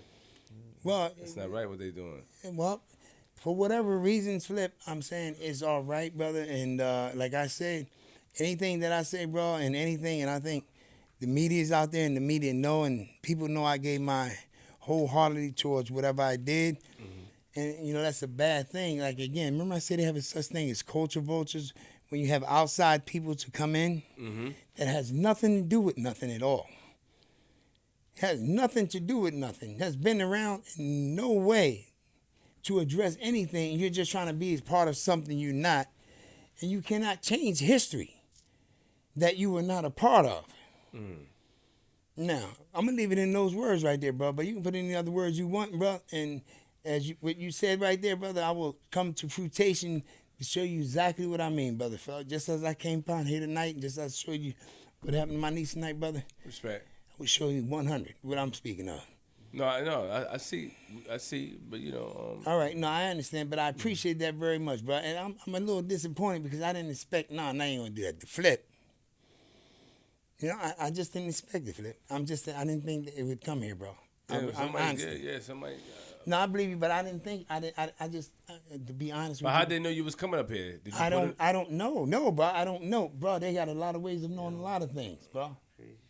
They got a lot of ways of knowing a lot of things, and. You know what I'm saying? But there's no post. Look on my sites, you know. There's no post about me coming up here or anything. I guess the time you went live with me, that's probably where. Yeah. Because Flip, I don't do that, and I see that you didn't do that, and I didn't do that. But my followers are people. What I try to do sometimes, if I'm going to be somewhere, I'll let them know because I like for them to come and whatever. But if that's not normally your format, I will not disavow whatever your format is. I will follow your lead, brother. Yeah, we found it out after though, but I'm happy that I was able to say and let you know because we found out they said that they wanted to be up here. I'm like, ooh. Yeah, Flip, I appreciate that. We don't bro. do that to guests. They gotta come up here with you. Thank you, my brother. I appreciate that, and I thank you. That's like wolves in sheep clothing, but I appreciate that, brother, and that's why I say I respect you. And another brother that I respect very much, a lot of people might not respect him, Hassan Camel. You two brothers dig the truth and deeply, nothing, no stone unturned. Anybody wouldn't have gotten this. Yo, anybody wouldn't have gotten this, bro. I'm telling you, when I say, yo, they see you doing your little, Rico, what's that, suave dances and stuff, and they think it's a joke, right? But they don't see the important aspects, bro, and the seriousness of what your show does. This guy's a trainer. Yeah. You heard, Fleck? No, they don't see what you do, bro. I see what. When I say I truly see what you do, bro, it's deep what you do, bro. Keep doing what you doing, bro. There's not many left out here. They will sell a soul for a pickle sandwich, a deep fried pickle. I ain't know they had those. G. Yeah, they got them. G, nah. What they got a pickle sandwich? Yo, this my word. Yo, I'm gonna send. Yo, I'm gonna send you the menu, bro. They got a pickle hoagie out. I'm gonna send you the menu, bro. They got a pickle hoagie, G. I'm gonna send you the menu. They got a pickle hoagie. I ain't gonna try. I'm not making What this does up. hoagie mean? It's like a hoagie sandwich. They got a pickle hoagie. What is a hoagie? I don't know what that is. Like a sub, they call it. Like an Italian hoagie, they got a pickle hoagie. Okay, got it. Is this pickles in it? That's it. It's made up of pickle with everything that comes on a hoagie. Oh, I couldn't believe it. That's not cool. G, you gotta eat that, G. That sounds crazy. Big Eaters on break Yo, right now. We but good, again, yo, hey, Flip. Thank y'all for the, what y'all provided for us, bro. On top of that, and I was telling him like I don't need to stroke nobody, praise nobody, but I appreciate y'all the honesty that y'all do up here, and how y'all penetrate, dig through the stories and everything. I appreciate it. And I was telling him and anybody else. The lady in the hotel say, well, what you up here for? Whatever. I said, what? You ain't never heard of Queen Flip? She said, no, I got what she said, Johnny? The lady at the desk at the hotel. Stupid shit, man. I said, well, go in there and look on there then. She said, Queen Flip. I said, yeah, man, we just up here doing an interview. That's all we don't know about. Because the elevator, you got to use the car. I never been in one with it. To go up to the floors and all that. I've been down the way 33.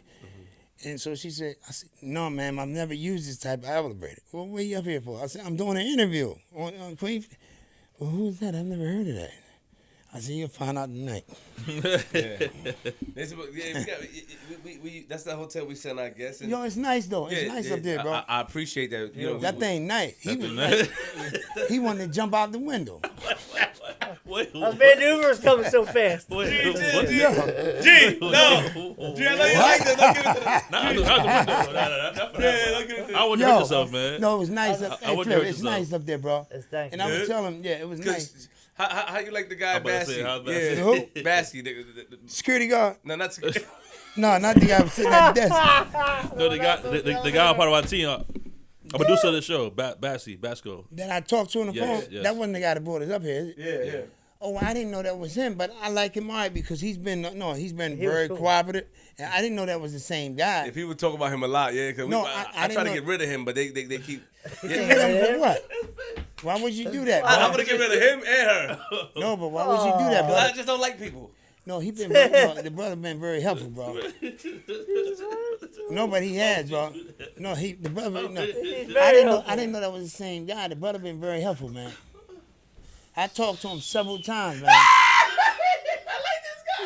He cool, man. He's not cool. He's not cool, G. Hold on. I said just put a camera around me and him, the odd couple, and we can make We can make each other. 24 hours right here. He's comedy. Max got mad at me. What are you gonna get rid of him? Yeah. Man, I'm joking, man. I'm just joking, man. Gotta hear some of his sayings. Hoagie sandwich. Why would you do that? He took that the serious. best, He wasn't man. playing He's around Yo, with the Max. that. Yo, Bass, what up, Bass? Nah, bro. I ain't getting rid of him, Max. I'm joking. He was good, though. He was nice. Yeah. He is. He was for real? Yeah, bro. Oh, you got Oh, like, they- got him upset. Yeah, Man. don't get mad, man. I'm just joking, man. Oh, shit. Smash, man. Yeah, my fault, man. Nah, that's good. Nah, I play like that with everybody, man. I'm not getting rid of him, man. But that's nice. He treated you nice, Yo, man. he took that serious, bro. Oh, He was man. communicating with you and all that. Yeah. And the hotel was nice. Appreciate that. Damn, G, you made Max upset, man. He made tissue. Man, I got what. Nah, I'm alright, bro. Yeah, Max the OG, man. I'm alright, bro. That's passion right there. Yeah. I appreciate that, man. I appreciate the love that my team has bestowed upon you that bring you to an emotional factor. Yeah. I ain't gonna get rid of Bashy, man. Damn. It's like, is it like a, where does the tears come from? It's like dealing with like life and people like turn on people? Nah, bro, just, just general, people just, just take people light. They don't appreciate what people really do and stuff, man. And the man, like, giving his all in all down there, bro. True. Just now when we was waiting for the door, standing over there, and we didn't know where it really was, and he, came over there and then, take your time. I explained, look, I just like the, what's the name? And when he said, yo, just take some more, you don't get that every day from people, bro. Yeah, I know. People don't appreciate it, put it that way. You might get it, they don't appreciate it. I appreciate that. That made me feel, people defend him a lot, but that made me feel good. This one right here, this was good. I seen it. I was like, oh, damn, we got to stop playing around. Yeah. That's what. So, sometimes what I do is that I come up with these things and say that I'm firing, but I'm not. Yeah. I think These people are great. These in people my are opinion, all positive comments, especially about him. It's great. They said he's a great point man. 'Cause you know how I do. I don't have the patience. I'm gonna be honest. I don't have a lot of patience myself sometimes, bro. To be honest with you, but my patience is like this sometimes, bro. Yeah. And I have zero tolerance for nonsense. Respect. Like people, some of my guys want to, sometimes be wanting to come challenge what? Challenge yourself. Don't challenge me, but I'm doing what I'm supposed to be doing. Don't challenge me. I'm doing what and there's people out in my community, I'm out there, bro, nothing or whatever. And you got people trying to challenge nothing. If you gonna come up off yourself. You don't need to come up with me. I ain't nobody, nigga. I'm just a Negro like you, just doing what I need to do. I don't need people. You ain't got to try to come up off of me. The name, build a name off of you, what you do, and coming up. They don't build it off of me. I ain't got none. Respect. Yeah. And they do it. That's messed up. Yeah. They do it all the time. But They don't need to do that though. But we don't go that route. You know what I'm saying? No, I know that, but I say Honor me. they don't need to do that. Respect. Just come up off yourself, bro. They'll be fine. They'll find whatever it is in themselves. If they just come up, use themselves, they'll find it in themselves. Appreciate that. Is there any final words you got to give? Just any final word, my brother. Just say, keep doing what y'all doing here, Queen Flip, right, bro? Don't let nobody never change this right here. Keep doing what you do the way you do it. You know what I'm saying? Keep doing it, but don't let nobody change the way your format is, the way y'all treat people, and digging, and into the realness. Keep doing what you're doing. So real quick before I leave, once you got moved, the Lifers group fell apart because you. Yes, it did. Yeah. I wasn't there no more. It ain't no secret. Why they moved you? Well, I got moved. There was a lot of different confrontations. Niggas wasn't feeling me. They wasn't feeling me. Get on board. I'm gonna tell you something what the police doing there a lot. So you can read it right now. I'll tell you one of the biggest thing in prison you can learn. They not saying that. Police can put a label and say, man, y'all think that nigga was gangsters as hell. That nigga, we getting our information from. Police, they do all, I'm saying, on anybody. And other brothers in the prison will try to put a tag on you when they want to get you out the way. And when they thought, a lot of people thought it was settled in. Get that nigga out the way. This is going to keep rolling, boy. We in there now. Boom, boom, boom. He out the way. We got this going, Everybody ain't the same. That happens a lot in there, bro. Happens every day in there. And I could have lost my life doing this project right here. But at all costs, I was going to do what I needed to do for this, bro. Because it was different from me to what it was to the next guy. To some, it might have just been, I'm an aspiring rapper. I would like to rap one day. To mine, no, it was to change a life one day, to save a life.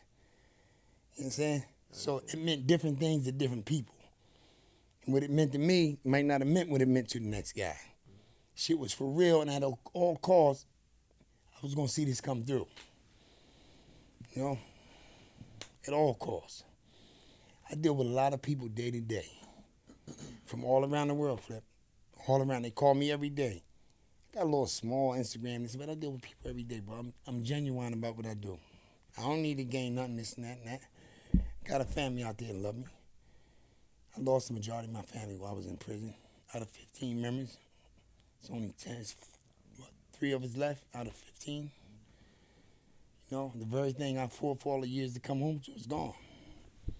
But that didn't stop me from fighting to come home. You know, and that's why I say, if it wasn't here, Hassan Campbell, I respect you two brothers and his brothers out there. They can have $1 zillion. I wouldn't give a fuck. Till they keep it like y'all keep it. They can have all the money they want, where I wouldn't do it. Wouldn't go that way. What made them not give you parole after 25 years? Well, the likelihood of them giving parole to any lifer after 25 years, they're not going to do it. The likelihood for first time up. There are some that they will. But the likelihood of them giving you for your first eligibility is not going to happen, bro.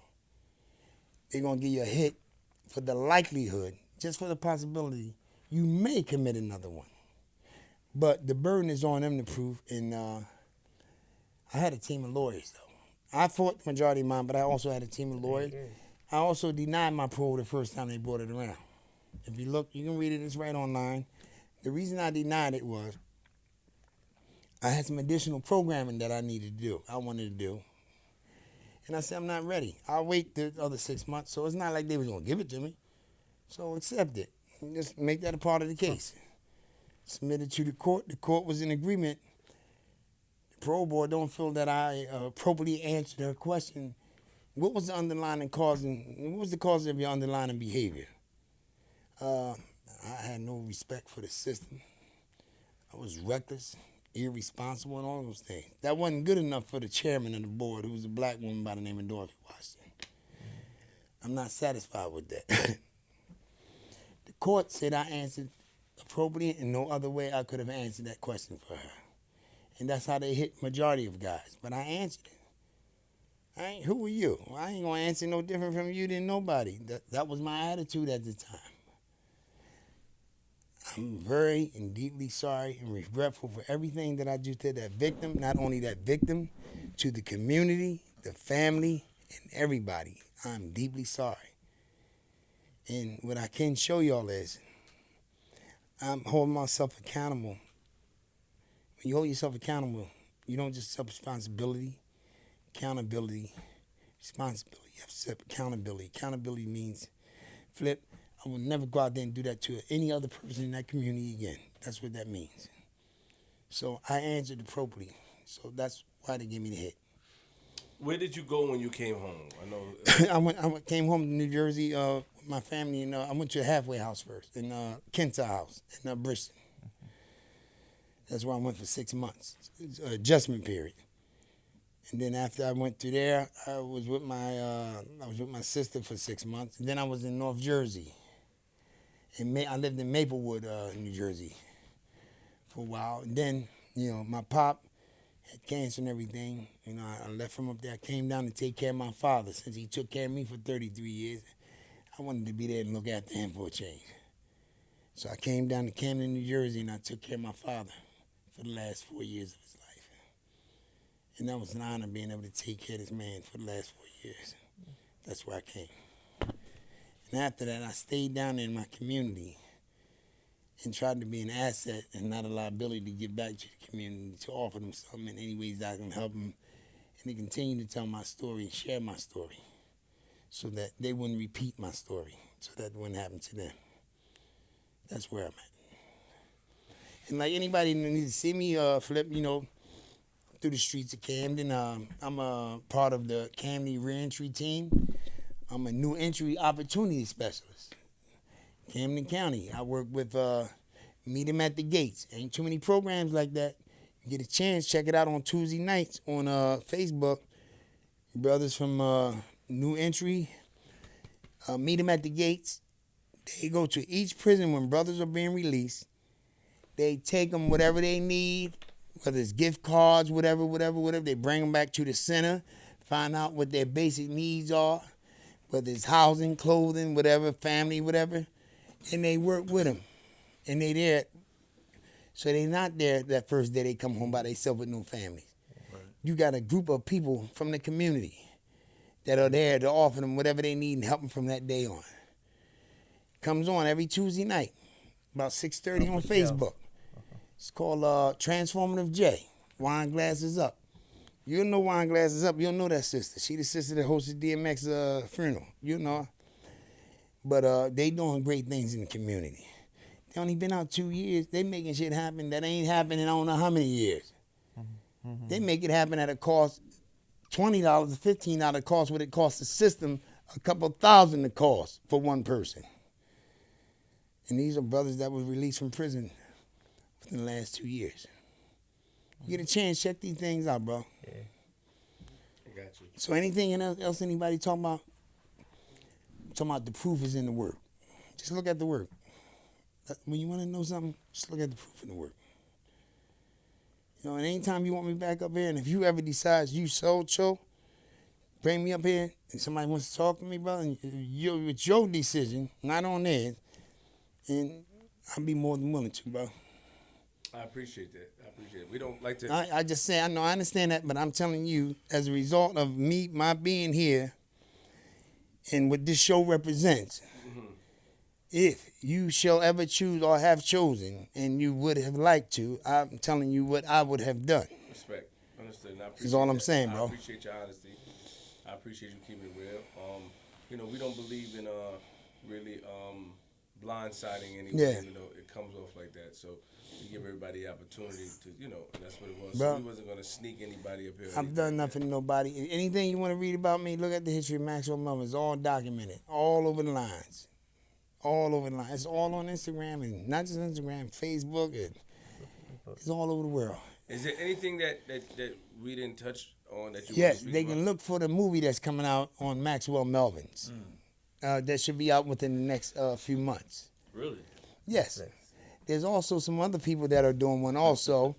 You know, they can give their own shout out or whatever, but yes, a Genuine Movies that will be coming out, Maxwell Melvin. Well, Genuine Movies that will be, when I say Genuine, coming out, telling the true story of Maxwell. You heard what I said, Maxwell Melvin. I ain't seen nobody else. I said Maxwell Melvins. There might be some other people mentioned that just happen to be in the life of Maxwell Melvin, but I'm saying Maxwell Melvin and the work that Maxwell Melvin has done. And it's genuine, and you'll see it. And again, everything is always documented. Anything anybody want to get, they can get it. It's documented. It's not hard.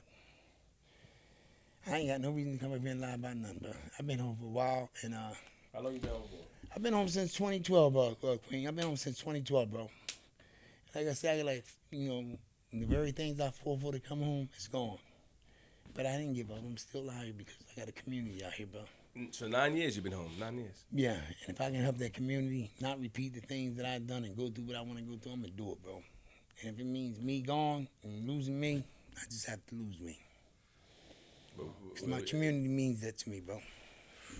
Thank y'all for allowing me to be up here. Do you have anything, G? Nah, that's it, man. I'm close one time for my man.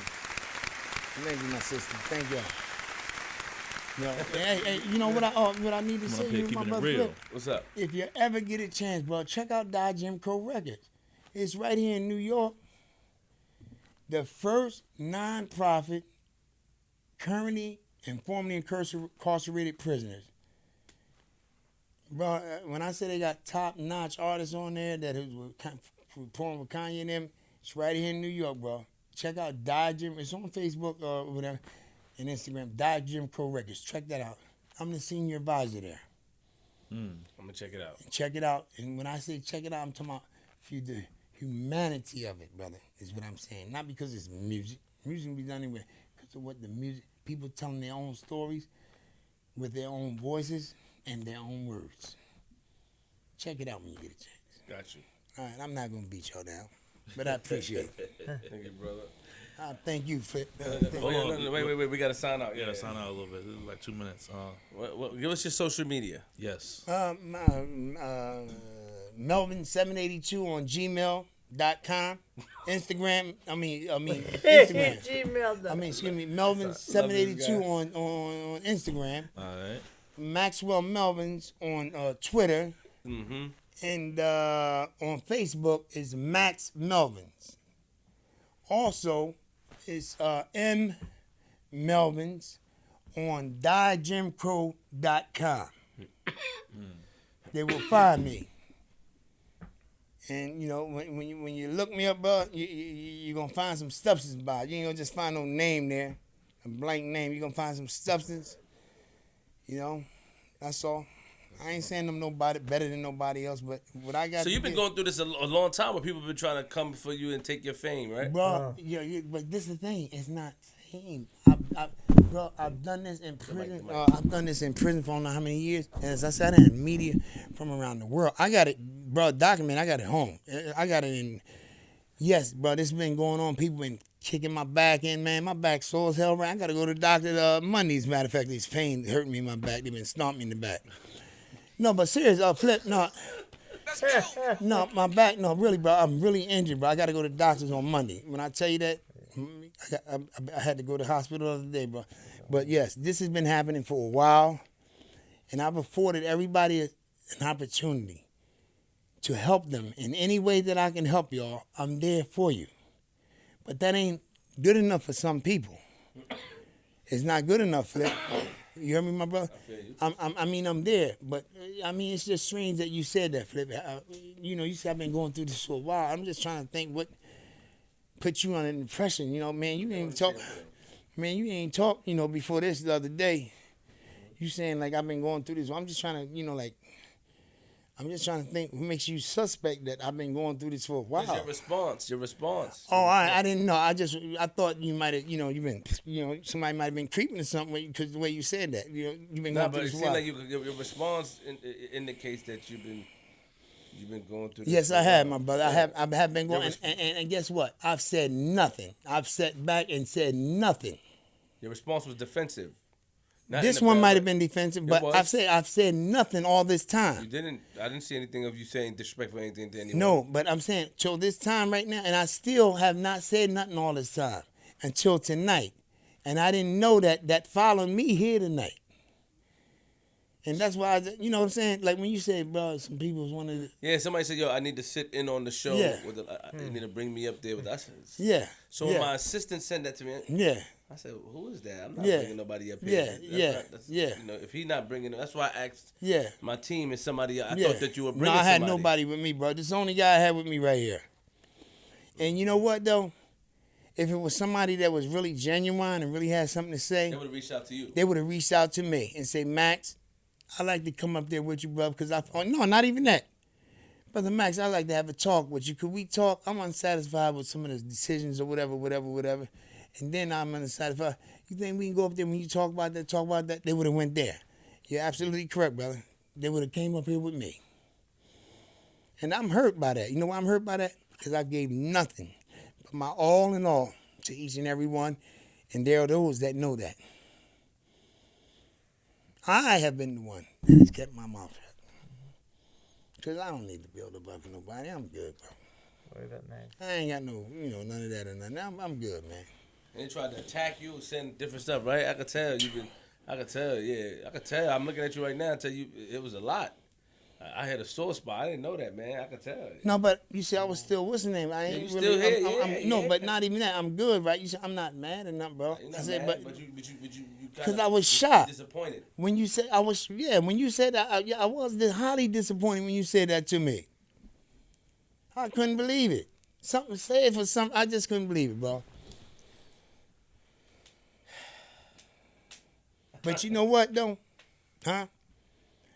This might happen, bro, because I might send you some factual... Sit up, man. I know a lot. I might send you some factual things and just see what you... I might let you send you some factual things and let you decide, not coming from me, but coming from maybe 10 or 15 different outlets. Why do you think it's like that with people where that we can't see each other shine? We have to, why do people... Why? Because I'm going to ask you an honest question. I'll answer, bro. Was there anybody else that you can say, yo, Flip, this person was instrumental in the Lifers group? You may not talk to them now, but is there anybody else that you ever mentioned? No. There were a group of guys, all that were instrumental. Listen to me. all that were instrumental in that were included and mentioned and are highlighted. Anybody that was included in that. It's not that. It was at points guys disappointed because they want Max. I don't pull nobody's wagon, bro. I did my time. If anybody wanted to do anything before I came home in 2012, they had 10 years or whatever to do that. What I'm saying, if you want to do something, don't wait till I come home and you think I'm shining. I'm not. I'm just doing what I've always done. It was there for you to do it. I'm not obligated to do it. Not that I wouldn't be willing to do it. But there's a different approach and a different way. You know what I'm saying? Don't stomp another brother down to come up, bro. It ain't going to get you nowhere.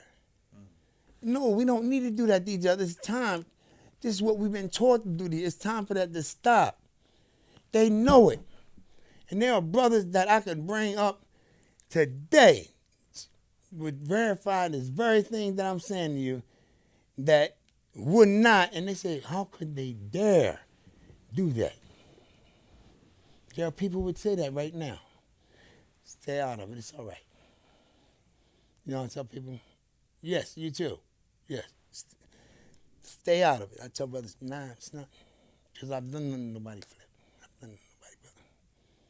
Nobody. Not a single soul, bro. I can go to bed at night and feel good in my heart. Like, really? Like, where are you going to get this from? You are that dissatisfied. Like, what did I do to you? I've done nothing to you. You're that dissatisfied. Wow. It's deep, though, man. And it hurts. It still hurts, though, that, wow, you hurt that much about that?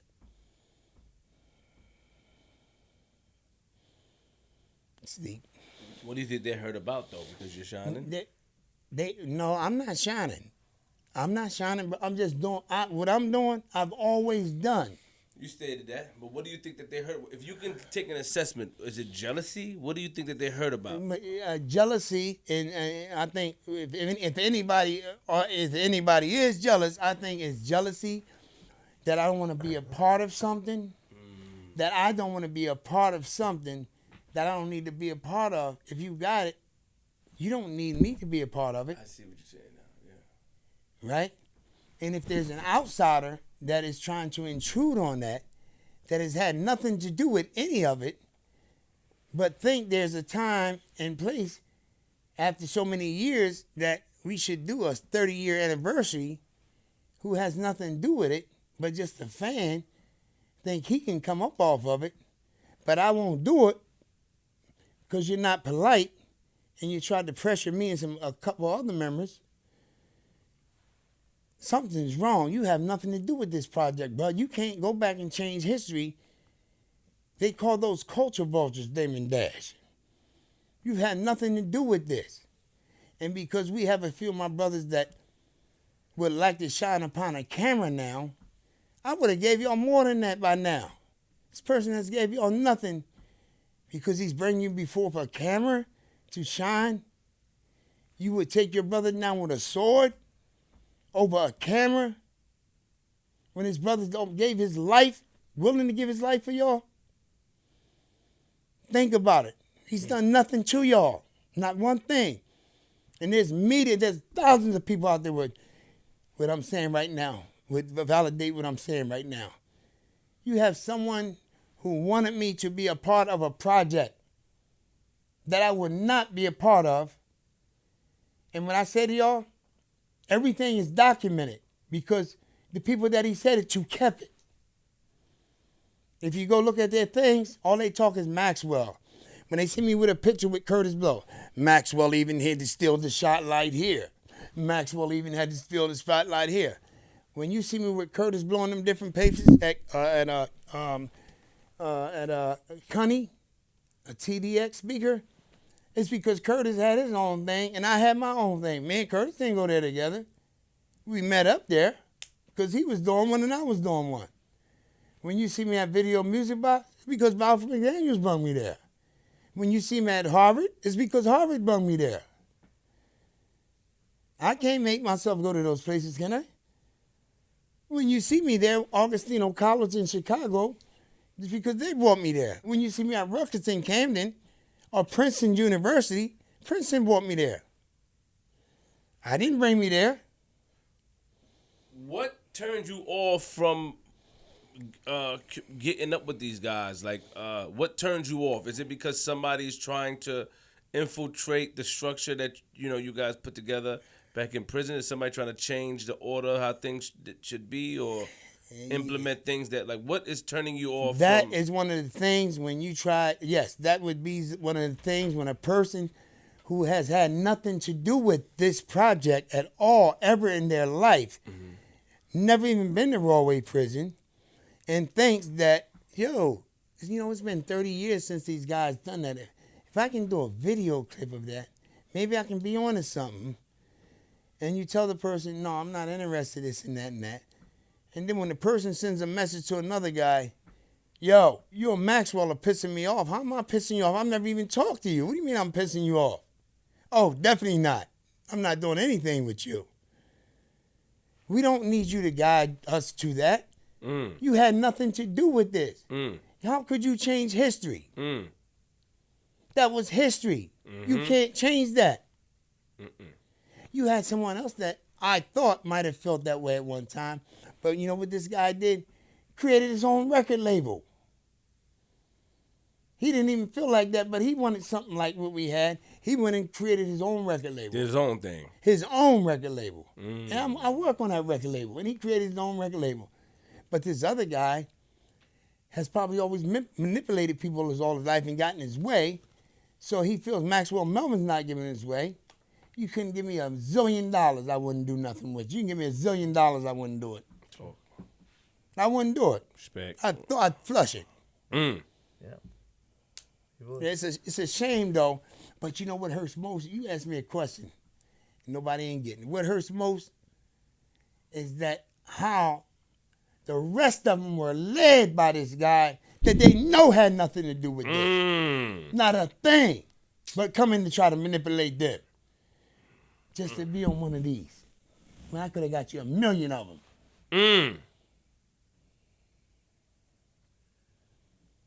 Bro, you know what? Bro, this is deeper than what you think, bro. You brought a lot of things out here tonight, brother. I didn't need to say nothing, brother. I didn't need to say nothing to you. And it's a great thing, bro. If you were to see the emails and texts I got, you'd be surprised. Don't you say nothing. Don't say nothing. You ain't got to bring up nobody this and that and that and that. I wouldn't. That's when I tell you that. Man, I haven't this whole time. I've just shut up and shut my mouth all this time. Until I said that. Until what you said tonight. I shut up all this time. With my own family and everybody. I shut up all this time. I'm tired now.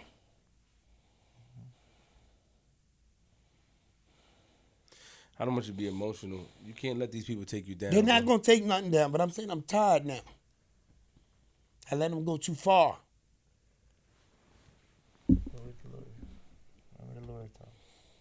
That's all I'm saying. I let them go too far. Somebody that has nothing to do with this, has not been around any part in any way.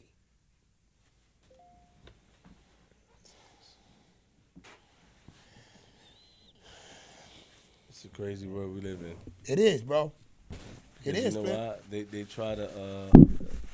I get where his pain coming from. It's my man right here. I'm riding with him. You too. Seriously, I get where the emotions coming from. You know, to try to do something. You come home and you're just trying to figure it out, and people think that something is more than what it is, and they try their best to infiltrate or bring things try to bestow or put things where they think things should be. Like, I think you should do this, or you should do that, or do it like this, and this person didn't do this and that. I'm trying to find the message now, but I couldn't believe when we got the message. I said, I'm not bringing nobody up here. I gotta just bring somebody. I can't just do that. Just bring his. Max didn't say, yo, flip this person or bring this person with me. You know what I'm saying? Yeah, but Max, man, don't worry about that, man. I'm not, bro. I didn't open my mouth tonight, bro. So you said what you said. I didn't say a word. I apologize. No, you didn't say nothing wrong. I didn't say a word. I just sat here. You did. I didn't say a word, bro. So you've been going through this a lot, though, Max. Damn, this is a lot. A lot. I haven't been going through. I just shut up a lot. I haven't been going through it because I don't let them You dare. ignore it. And You they put the mic- know they ain't gonna move me. And no, I just ignored it. Oh, you Yes. got it. I'm not the only one that's going through this. There's another that's going through it, brother. Trust me. I'm not the only one. There's another going through it, bro. And it's worse than I'm going through it. But I'm all right. I got me. Trust me. Well, I got me. We appreciate you coming up here and expressing. Yeah. Thank you. Well, Thank well, y'all, no, I appreciate Flip. you, Thank you, brother. bro. I gave you my word and I made it happen. I appreciate you. Great story. Shout out to Johnny Five. Johnny Yeah. 5 is alive. Yeah. I appreciate Listen, you, man. I gotta deal with him every day. He's the best. He's the He's the man. best. And He's the best. And I definitely appreciate the situation as far as like you like in the hotel and the hospitality. Man, yeah, I man. did. And you, what's your dude name? Baskey. Baskey? Yeah. Best. Baskey. Yeah, he's amazing. Yeah, he's all right, man. He's all right, you know. Yeah. Yeah, Baskey's all right. Yeah, he's all right. He's good people, man. So I'm we shouldn't serious, fire man. him then. No, Nah, bro. nah, nah, Nah, Let's he start good. that again. Let's go that G. Yeah. Let's go. G, sign out, man. Yo, man, dope episode. No, where he go? He left though. Nah, he's still in here. He's still in here. Left though. We ain't fucking G. Dope episode, man. We appreciate you coming up here. Definitely. All right, I appreciate, You know what I'm bro. saying? You know, like if ever whatever, bro, I'm Don't there. worry, Flip, we'll- y'all got my number, brother. If you ever need the detail of the what's the name, and like I'm gonna not just say this, whatever you might need, but it might ain't gotta be about me. I Right, know right. people and people who know people. Nah, for sure. Trust me, bro. Make sure y'all follow the pages, man, at Bruh. DJ G Money Official, at Queens Say Flip no with a more. Z, at Flip the Script Pod. Nothing to say that. Pick a Eater season 4 is out right now. Go check it out. New episode every Thursday. It's doing pretty good. A lot of good feedback. So if you haven't watched it already, go watch that. Go watch season 3. You can binge watch that in season 2, season 1. You know what I'm saying? Shout out to today's sponsor too, man. Number 1 draft pick. You see what it is? Hold on, let me get a little. You know what I'm saying? I got the whole journal today, baby. You see? Hey, looking clean. I hope they paying you a lot of money because I don't get nothing. Woo. I gave you the team this last I week. want money. You want the money? Go press it. Here you go, right here. There you go, right there. G. That's for you, right there. Gee, come on, man. You want some more money? Hold on, here we go. Oh, it says $2, $3, $4, $5. That's all you get. $500. $5 is good enough for you. Yo, Number 1 draft pick. What up, man? Appreciate y'all. Yo, it's Queens Flip, man. URLTV.tv. Dope episode. I appreciate everybody that's here. I can't wait for the next couple of episodes. But this is one I like this episode a lot. Almost at shout out to- 200, man. Yeah, almost at 200. Yeah. That's Not something more. special for y'all, man. Something special for y'all. Yeah, Y'all stay 200 tuned. episode. Shout out to Max. Shout out to Johnny Five. Shout out to JR. Shout out to Bassy. Shout out to Michelle. Yeah. Shout out to Ebach. You know what I mean? Machiavelli. Shout out to Smooth. Remember, lock your doors, close your windows, close your blinds, open your blinds. If you see a man like, Oh no. Gee, stop! Stop! He said, what's going on back there? Lock your doors, close your windows, close your blinds.